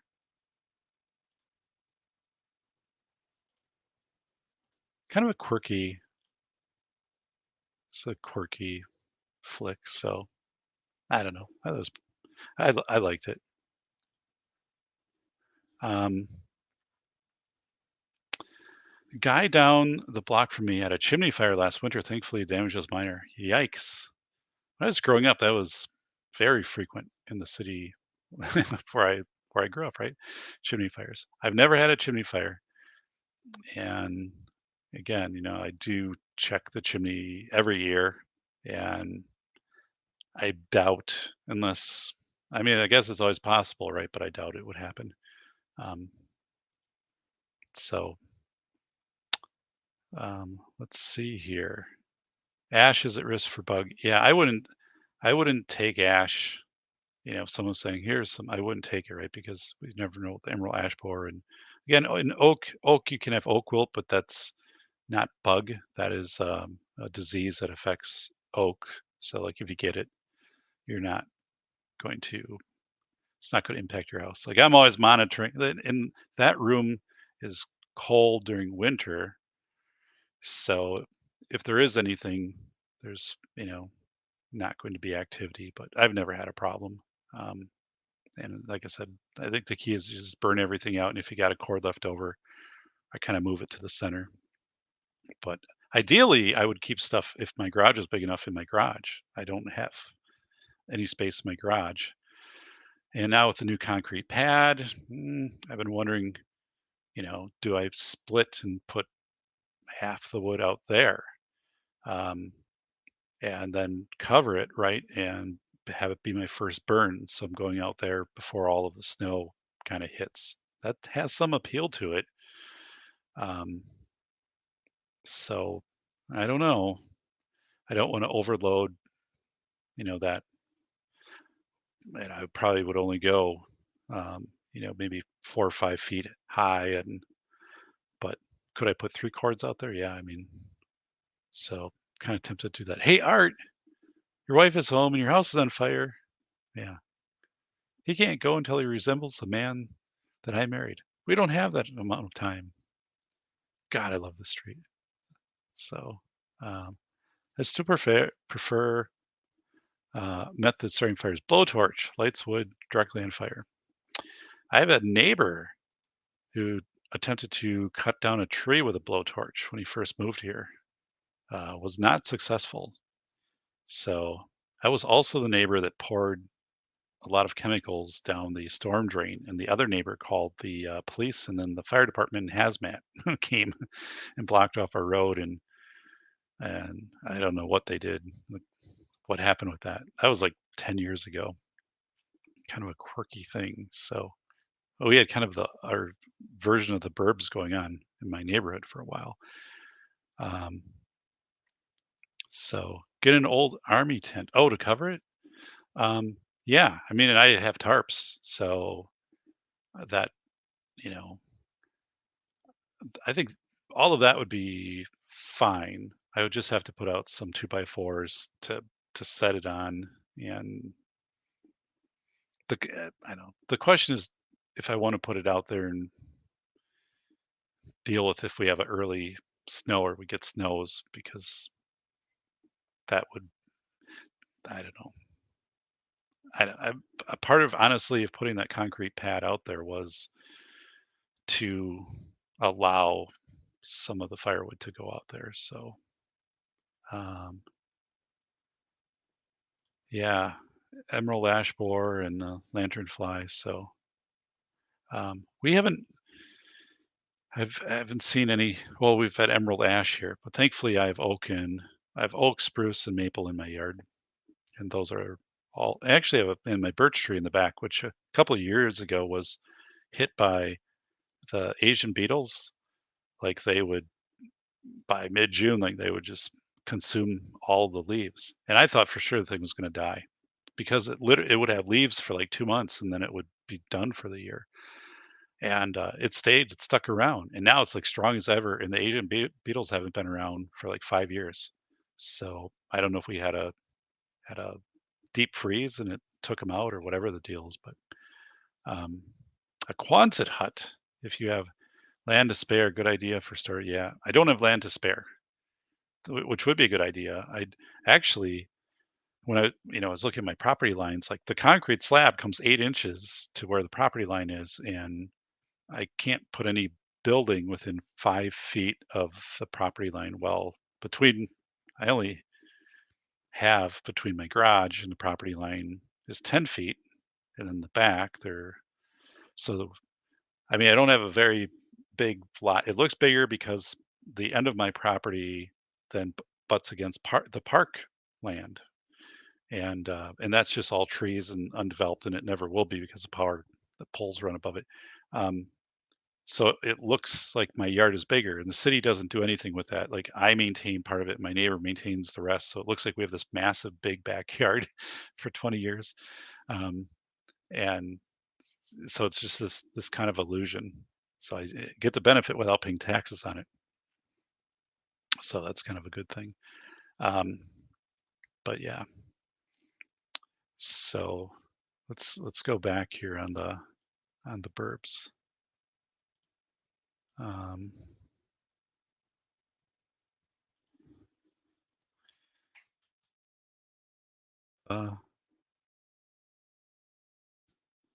geez, burbs.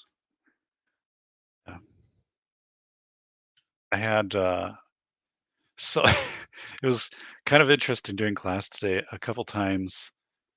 So we got into some student presentations, and one was interim alternative education setting, which is a 45-day placement the district can unilaterally make in cases where a student would bring a weapon, inflict severe bodily damage, or have like drugs or something like that. But so somebody said, well, what happens after 45 days? I heard that you can renew it for like another 45 days. And I'm like, I said, I don't know. I've never had that ever come up. So then somebody was like just researching it through class, and then she's like, okay, if I've like checked multiple sites and like I've confirmed like you can do that, but you have to have a due process hearing. So I was like, okay, I'm fine. I'm going with it. I mean, it's like if you ever get in that situation, that'll be a one time in your career situation. So, but it was kind of funny because of the one she's like, I thought you had all the answers. I said, no, absolutely not. But um, so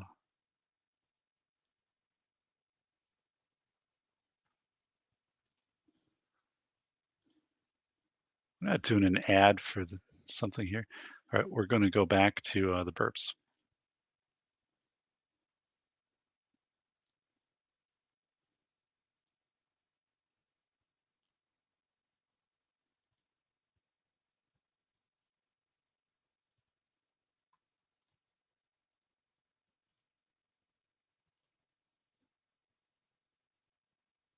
All right.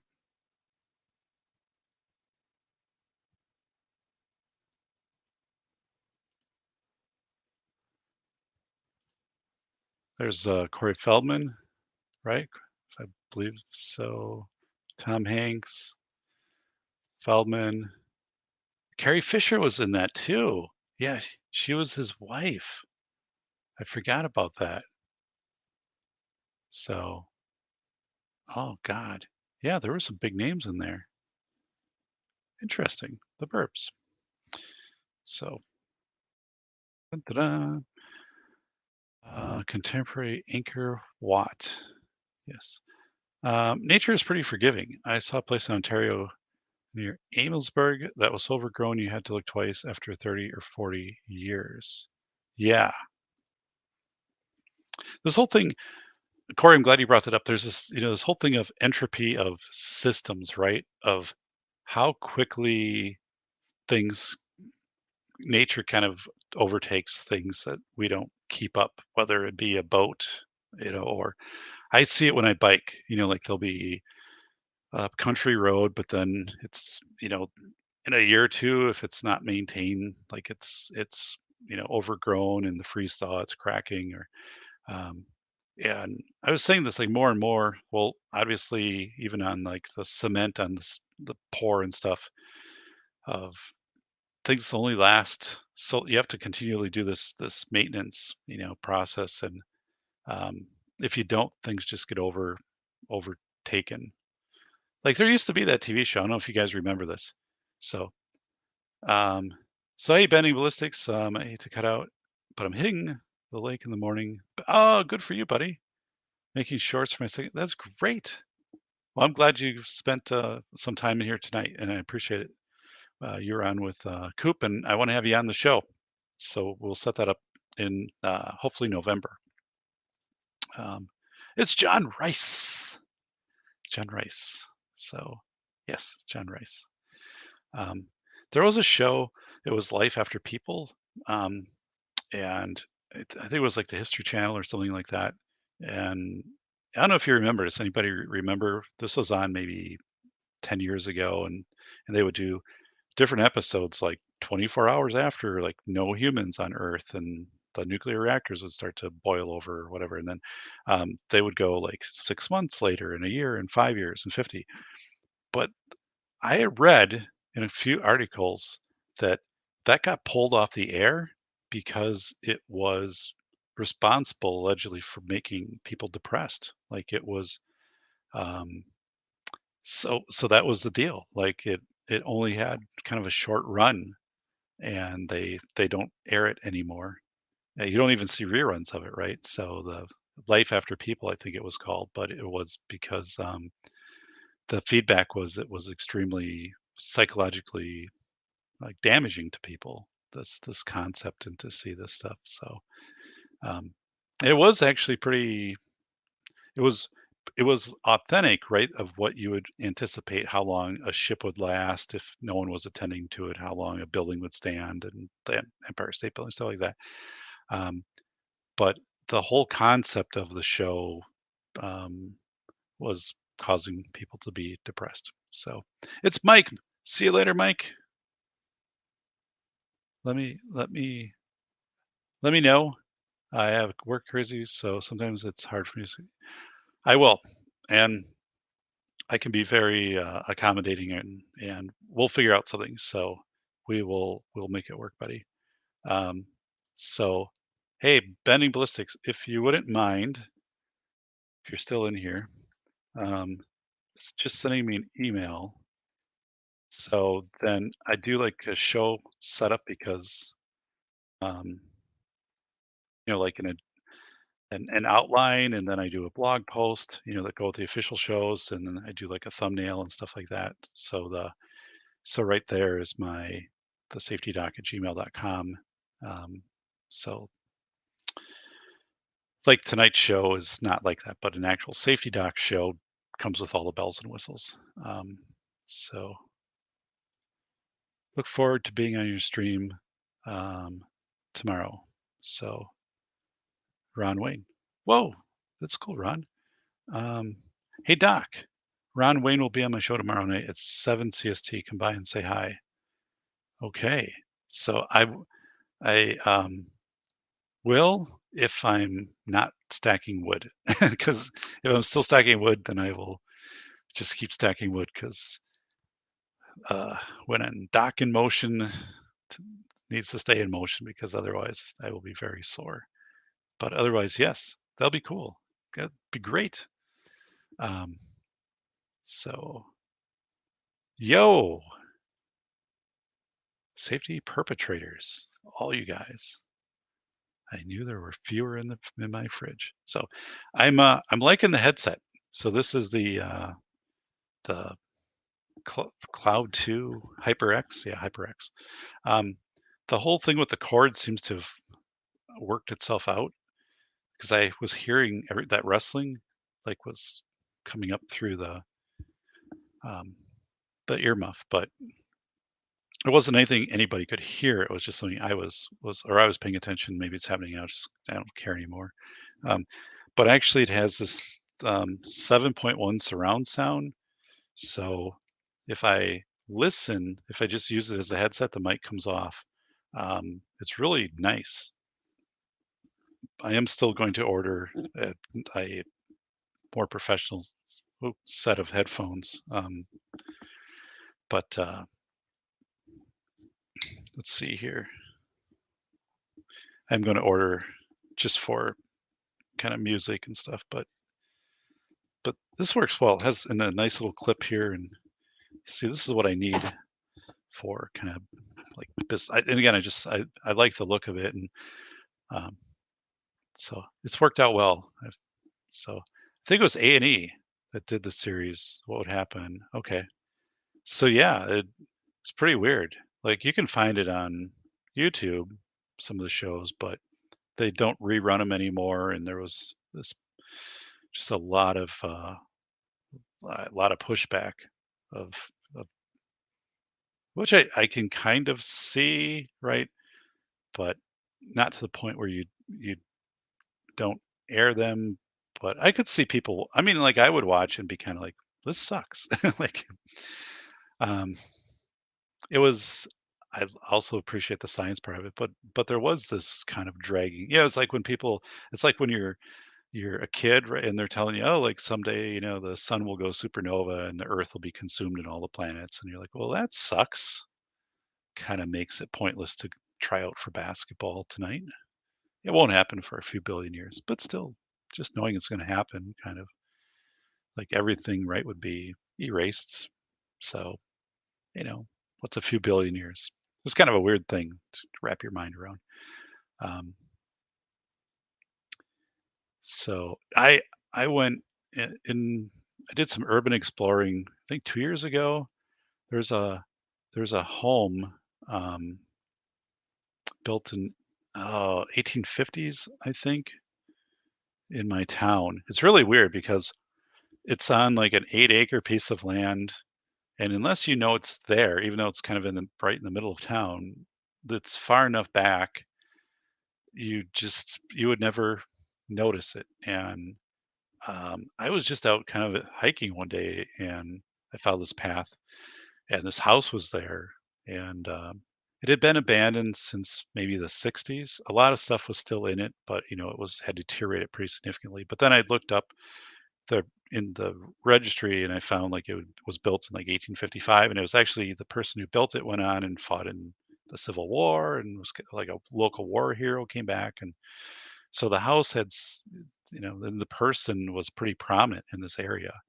One of the first homes um, built in the town, and yeah, but to look at it, and it still had like the original kind of Roth iron work by the front doors. It's really weird because it wasn't. You could tell people were kind of in and out of it, right? But it wasn't like heavily scavenged or vandalized. Um, but it was one of those things too. I'm like, you know, 170 years seems like a long time, but in reality, right? Like that's a very short amount of time. And at some point, right, this was new and everything, and how quickly that things change. So, um, yeah, the entropy is something. I went into the small engines place in town a couple days ago, and just talking how things change. Every snowblower that they had was battery operated. Every one. And I was just like, whoa, you know, I wasn't ready for that. It's really hard for me to wrap my mind around that. So thankfully, I have my gas powered one, which should last a long, long time. But oh my God, that was just weird. Trees going out a roof. Yep. Actually, yeah. Only sets I have are with my PS4 and a cell phone. Um, be excellent to each other, says Below. That's good stuff. Party on, it's Below. Recurring micronova is due a lot sooner than that. Play basketball anyway. Yeah. Right on, Corey. Yankees. So, um, yeah. No, people. Someday I'll do kind of like a philosophy on life show, right? Not that I'm going to impart special knowledge onto everyone because, right? But just kind of as a reflection, maybe like a birthday show. Like it's less than a month of my birthday. Um, I do a much more chill about things in some regard than I ever was. But but I can also I can sense where the Taurus, like your sense of similarity that you want tomorrow to be similar to today and today to be similar to the day before. Things I write about quite a bit. I don't adjust to changes in my personal Taurus um, as well as I used to.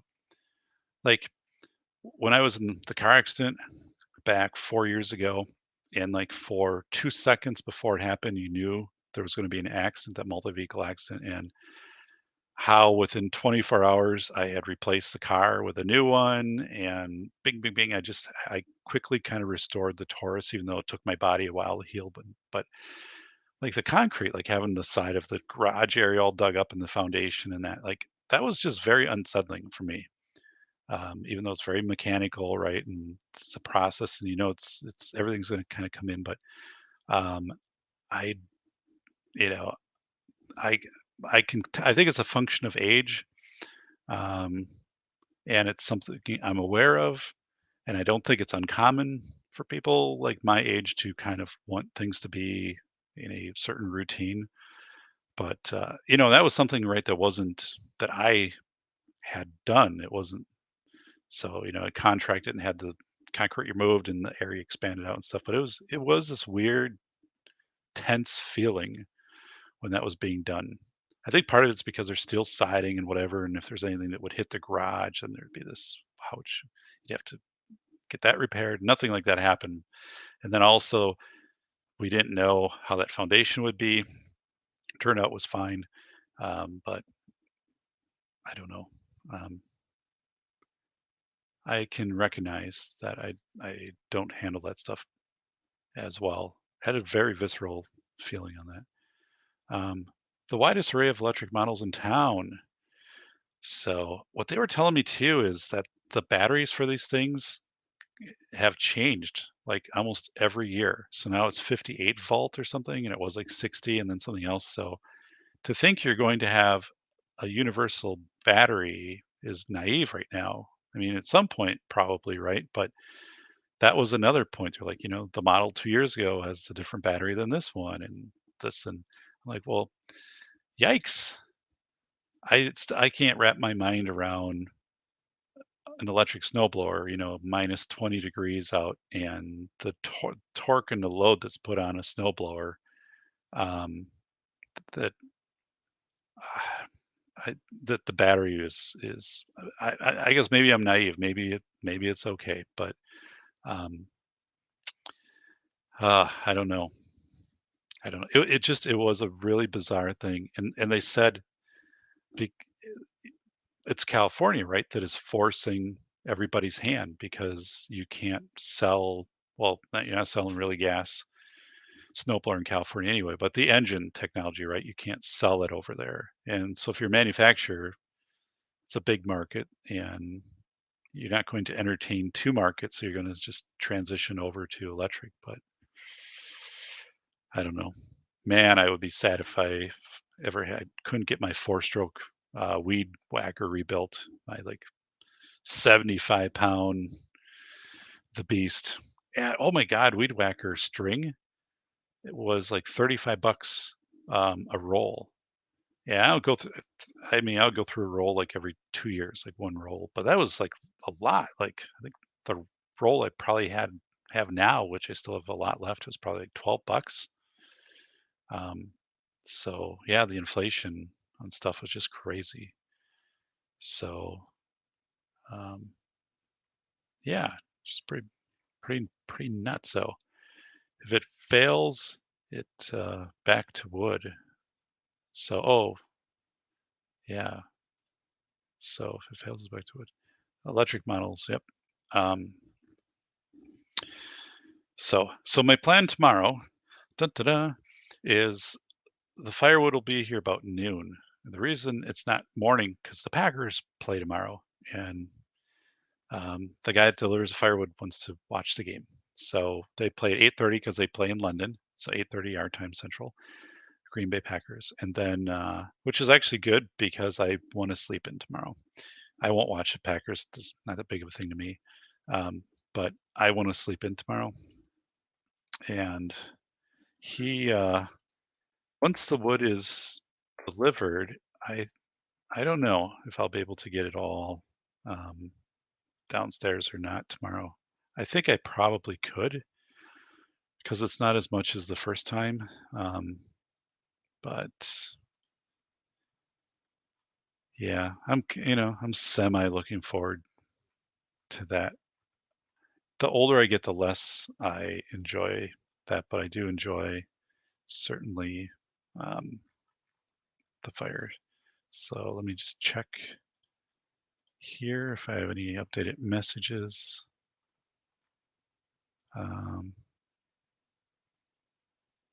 So dun dun dun dun dun dun dun dun.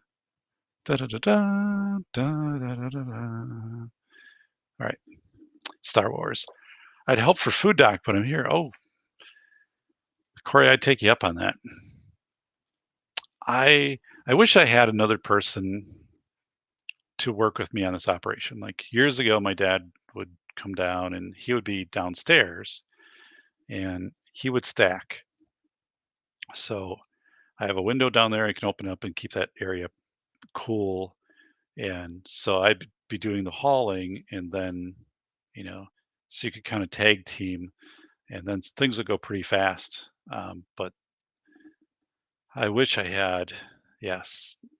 The thing is, like, like one person would just have to stack, and then I would have to haul, or that would probably be it, or someone would have to haul and I'd have to stack. But likely, like, I'd have to haul and somebody would stack. That would cut the time down.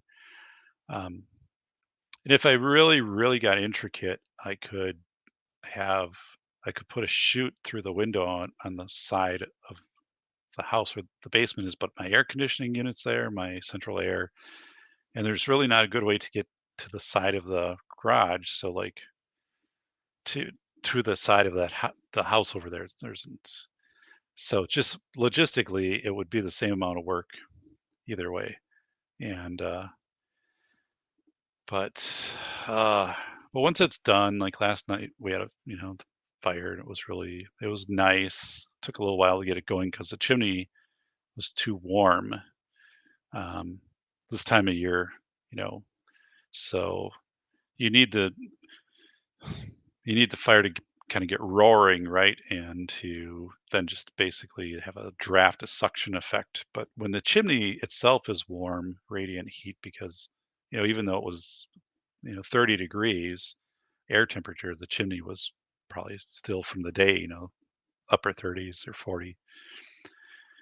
So it's hard to get the draft going, but no, it's good. The cats enjoy it. This where I'm at in here, the studio will cool down sharply in winter because it is what down here now, 60, about 66, 67. I mean, this will be like 48, 50 degrees, and it's where it will hover. Maybe like during the absolute coldest. Otherwise, it's in the 50s. But then I have my electric fireplace over here, and that's a good setup. But that's still like winter gets really cold. The humidity drops, so it feels colder than what it is. The humidity, it will be super low down here. Us Canadians shouldn't say sorry ever again. No. So yeah, I'm not looking forward. That is just the studio gets cold. So I've got some things I'm ordering. I think I shared this before, but I am ordering. So I've got the headset. I'm ordering a Shure MV7 mic. So it's USB or XLR. So that will replace my Blue Yeti. And I will, and I'm ordering a new headset, AstraZeneca, I think. No, not AstraZeneca is a drug. No, what is it? AstraTechnica or something? But it's a higher end headset. It's kind of embarrassing. I don't know what it is, but and then I'm ordering a Logitech Brio webcam, and the Brio it's adjustable, and it should knock out kind of this white balance. Like the webcam I'm using is a C910, which is easily like 12 years old, if not older, which still works pretty good. I have like a newer C920 from 5 years ago, which is just garbage, but I want to be able to get better color. So I would just keep this as a backup camera. And I don't really have the setup for the dual camera stuff, even though it says it's supposed to have it here. I don't have it set up. So the best I think is just to do the phone thing and maybe plug it into a battery pack so it doesn't die out. But so the camera, the headset, and the mic are all going to be new, which pretty much then updates all of the recording technology. So Corey's saying, if you need you there, Doc, we need to sneak me across the border. I'm not getting the Wu flu vaccine. So, all right, you can go across Lake Superior, land in Ashland, go down Highway 29, hit 51. When you get toward Wisconsin Dells, let me know. And if you get to the Wisconsin River, you can float down and get pretty close to my house. Yeah. So, because I have two daughters, my daughters, aren't really into helping in firewood and yard stuff. And kind of like yard stuff is like I want to do the yard stuff. So, but yeah, so do I have. We've got that. Oh, Monday night.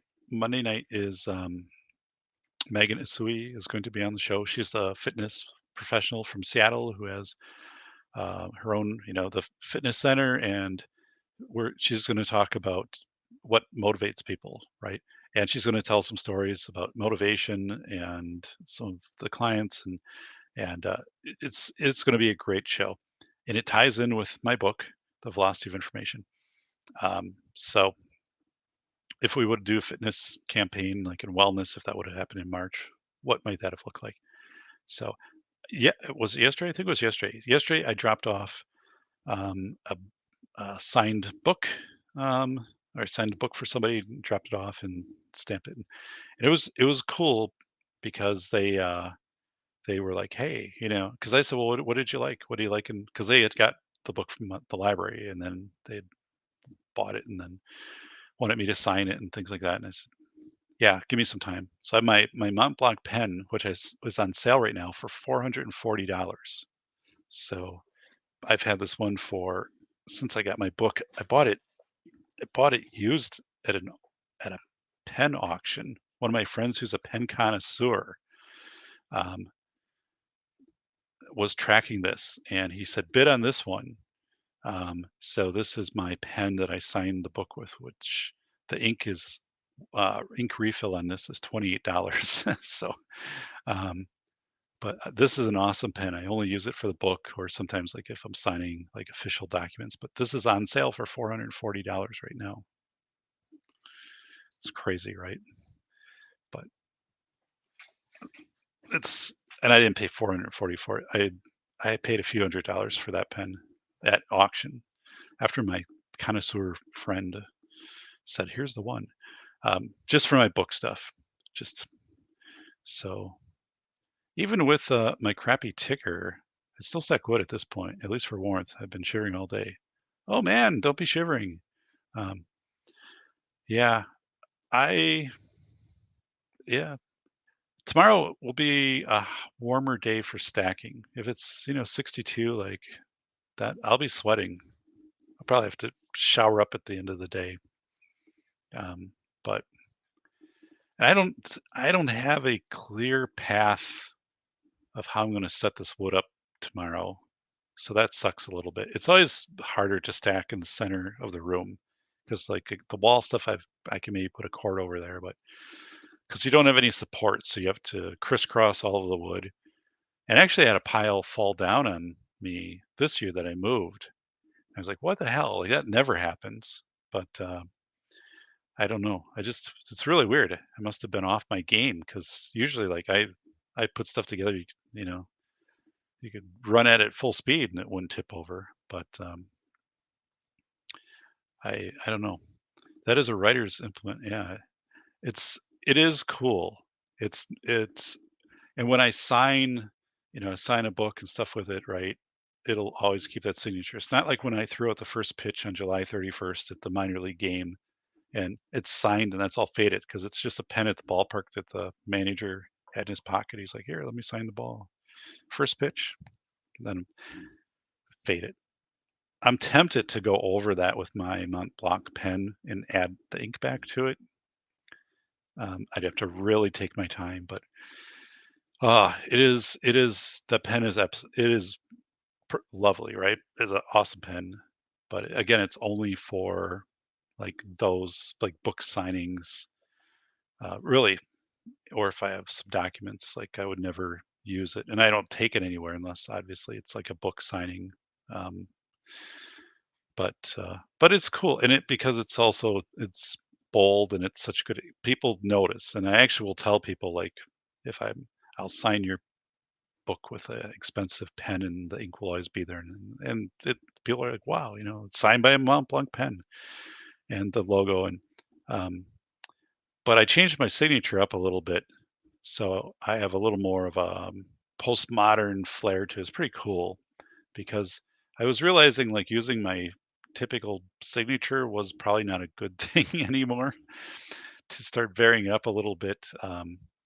And so it's this really cool kind of block thing that I alternative print that I go up on. But this person was, when I signed the book and then they were able to talk with me a little bit about it, like this was a big thing, which was cool and they had sections of the book kind of outlined and reflecting on the attention stuff with Linda Stone and some of this other stuff. Like, and that's the thing, like some people will really get into your work, and like the PBS thing, I get that on a more regular basis, but that's an hour of video. Like a book, you've got to commit, you know 6 to 10 hours to it, and then people are usually reading it a couple times. And um, but there are people out there that that has a big impact on them, and they'll, right? Not everybody, but um, and it's fun because now it's in more libraries, right? So you can see where it's working its way across Japan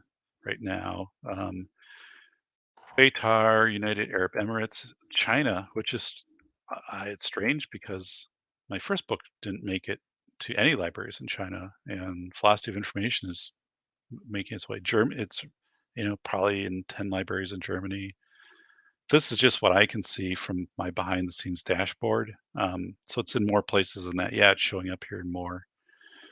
Um, so it's really, I mean, pretty much every day, you log in and okay, Preston in the United Kingdom, London, Marburg, Germany, Erlangen, Germany, München, Germany, Shima, Meguro, Japan, Tokyo, Japan, Qatar, um, Sharjah, United Arab Emirates, Shatan, China, Hong Kong. So yeah, so that's philosophy of information. But um, and it's interesting too because people will be like, I didn't know what it would be like to like meet you, right? And I've got that a few times because people say like watching on TV, like you seem like you're outgoing, but you're also pretty reserved. So, and like I didn't know, maybe I knew you from TV, but I didn't know that you also had a book or something like that, or books. And I don't know. It's not like a big head type thing, but I am curious. Like if someone really goes to that length where they like, I've bought the book and could you please sign it? And they're like, this is awesome and stuff. I'm like, well, that's great. So like, what do you like about it? I mean, what's cool? Like, what are you telling other people about? What do you say? And then this person said there's a group of people that have been doing a book study, and that was kind of how they had become aware of the book. So I'm like, well, that's interesting. I said, I'd be glad to, you know, meet, answer questions, talk with, like, I didn't even know that was going on, right? So, maybe that'll happen. I said, that would be a lot of fun.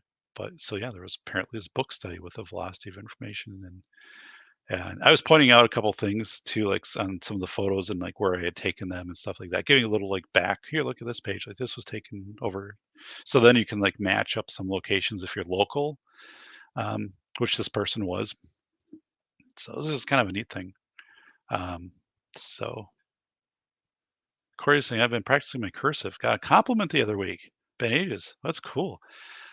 So Corey, my cursive is horrible, and my cursive signature, if I sign 100 times, it looks different every single time I sign something. Like I can practice, and literally, like there's, you'd be like, this was 100 different people. You bring in like a handwriting expert. Is so when I would sign books, I I felt bad because I couldn't generate the same signature twice, and so, it was really weird. So that's where I changed up and went with this kind of postmodern like block format where I print everything out in big sweeping letters, and it looks cool. And then that is pretty much always consistent. But yeah, cursive. Even like I go to the bank, like if I sign like two checks, it's like, who signed these? Who are you, sir? I'm like, yeah, it's me. But who uses checks anymore? Bolo's saying you are awesome, Doc. Oh my goodness, you guys are awesome. So stock stock Hollywood. So, but well, it was fun to um to to do this and to be able to talk to someone that was a big fan of the book, right? And then this person, and literally when they left, they're like, this is one of the greatest, kind of memorabilia things that I have. I'm like, well, that's cool, you know. Um, so that that was just a cool thing, and so yeah, I don't know, changes every time, and I should, yeah, I'm not gonna, but I had a hard time with a consistent signature out my whole life. It's nothing new. It's nothing that's just suddenly happened, but my cursive signature has always been crazy. So I usually just print everything. And my print is really neat. Um, but yeah, practice writing, doc, please say. So yeah, well, I'll tell you what. And so when I sign books, I always, the only thing I would sign is my name, and I bold print everything else, which is cool. It's kind of my signature style. Um, and like, so all of this stuff, right? Which is, do I have anything on here? So this is like my class notes, dun, da, da, but of course it's all printed. Um, and those are just my notes. I mean, that's not where I spent a lot of, but that's just what I do is I print. I'm not really into cursive, but yeah, when I sign a book, I mean, somebody has purchased a book, right? And then I'm signing it. I want to make sure my signature looks good. And then I also have a handful of quotes I can put in it. You can pick from like 5, right? So I say, like, what do you want me to inscribe anything specific in it? Which I'm hoping they say no, actually. And then I always double check, like, how do you spell your name? Because like you mess that up, that's bad. But um, so, but then I have like 5 things that are options. So how do you want me to sign it? And there's some, like, for this person, I think I had like 3 things, because a couple are a little more like, I wouldn't say they're dark, but they're a little more like, steel yourself for the journey uh, that you've ahead, that is your destiny, but that you've not chosen, or something like that. Um, that's kind of a dark one, right? Because that takes the book in kind of a dark direction, which for some people, that's the way that the book will go, depending upon how they interpret it. And the book actually does have that message in it, but I'm not going to sign that, right, to someone who's all excited about the work, and then it's like, steel yourself for the journey ahead, and that is before you, that you've not chosen, or whatever. They're like, what the hell's this? Seems pretty scary. So I think no, well, how I signed this one was, this book is practical advice for the next emergency. So, which is different than I sign any like donated books. I have a certain phrase. I forget what it is on the donated books. So, but yeah, I sign it, and then I always date it underneath. So you're if you put where you signed it, like, some authors will do that, because then if you ever go back in time, you could go to the location and the date and wait for the person to sign the book. So that's why sometimes you'll see, especially fiction writers or sci-fi, put the location underneath, like the city and the date. But I always put the date. And so I sign it and then do a little, like, to the person, and then sign it underneath. And I have my stamp, right? So that I had made the custom stamp, but it's a big hit. Like, people always love it. So yeah, I don't know. It's good.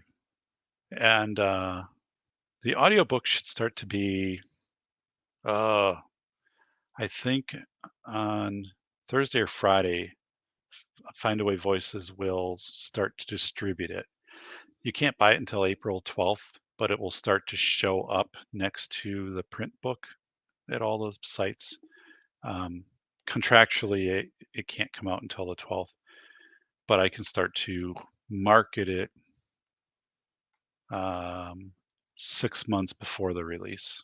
So it's all contract stuff, because the publisher doesn't want the audiobook to be competing with the print and ebook. So, but yeah, so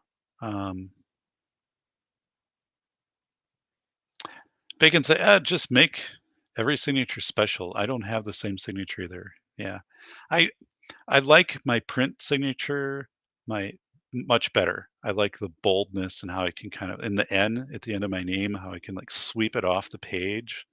It's just, I like that look.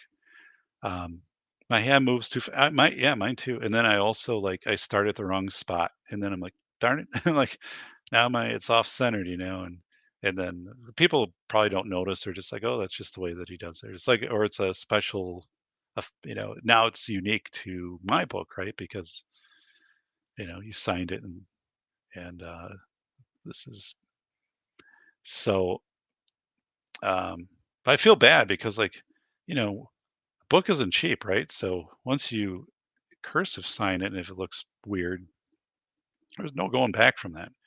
Efficiency equals the point. Mine isn't quite rubber stamp similar, but people can read my name. So accuracy needs time. Efficiently gives way to careless disregard, I found, for the most part. Yeah. Fun stream deck. Have to bail out. Have a great Sunday night, everyone. Take care, Ron and Misty. Sorry. Same. Thanks, Misty. Well, I'm going to call it a night too because I am going to stack firewood tomorrow. But it was a good day in class. Thank you, everybody. Bolo, and where you guys, we were talking about friction causes traction, and we were going through all of that stuff. I used that today, and it was great. All of that was a home run. Every pitch I threw out there of the stuff from our chat 2 nights ago from you guys, everyone, boom, it was a home run. So that was great. It was absolutely good. That document that we use and stuff like that, and that was just boom, instant hit. So people are like, can I get this in Word so we can use this in a district thing that we've got coming up in 3 weeks? I'm like, yes. Bolo and Ron Wayne and Corey Slater helped with this. So, all right. So I am wishing everybody well, and I will take us out of here. So Monday night, 7:00. And if you're one of my moderators, kind of help keep the chat going, because this is Megan's first time being interviewed. And then also, if there's questions coming forward for Megan, if you can kind of bring those to my attention from the chat. But yeah, so moderators, please help me out Monday night with that, because again, this is kind of a first. Well, it is a first for Megan, and I told her, there'll be some questions, but if you guys see something like kind of quirky going on, kind of like steer it in the direction, because yeah, that is an interview I want to talk about down the road, because it is going to link back to the book. So thank you very much, Bolo, and thanks, Mike. Yeah, thank you, Mike, very much. Good night, and God bless, and firewood tomorrow. So, all right, let us take us out here. Take care, everybody. How were the beans and chili that you had for breakfast? They were delicious. Thank you for asking. But now I am very gassy. I'm sorry to hear that.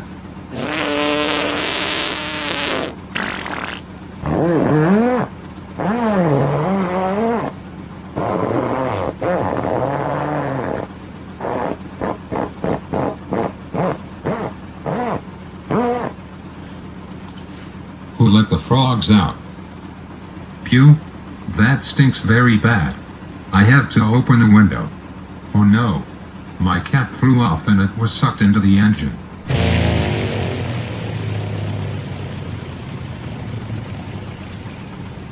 Holy smokes, the engine just cut out. We should use the decide model to help us make the right decision. Mayday. Mayday. I am declaring a beans and chili emergency. Please advise for landing. Flight 019er, 2 miles northeast. Turn left at 90. Maintain 4,800 to establish an approach.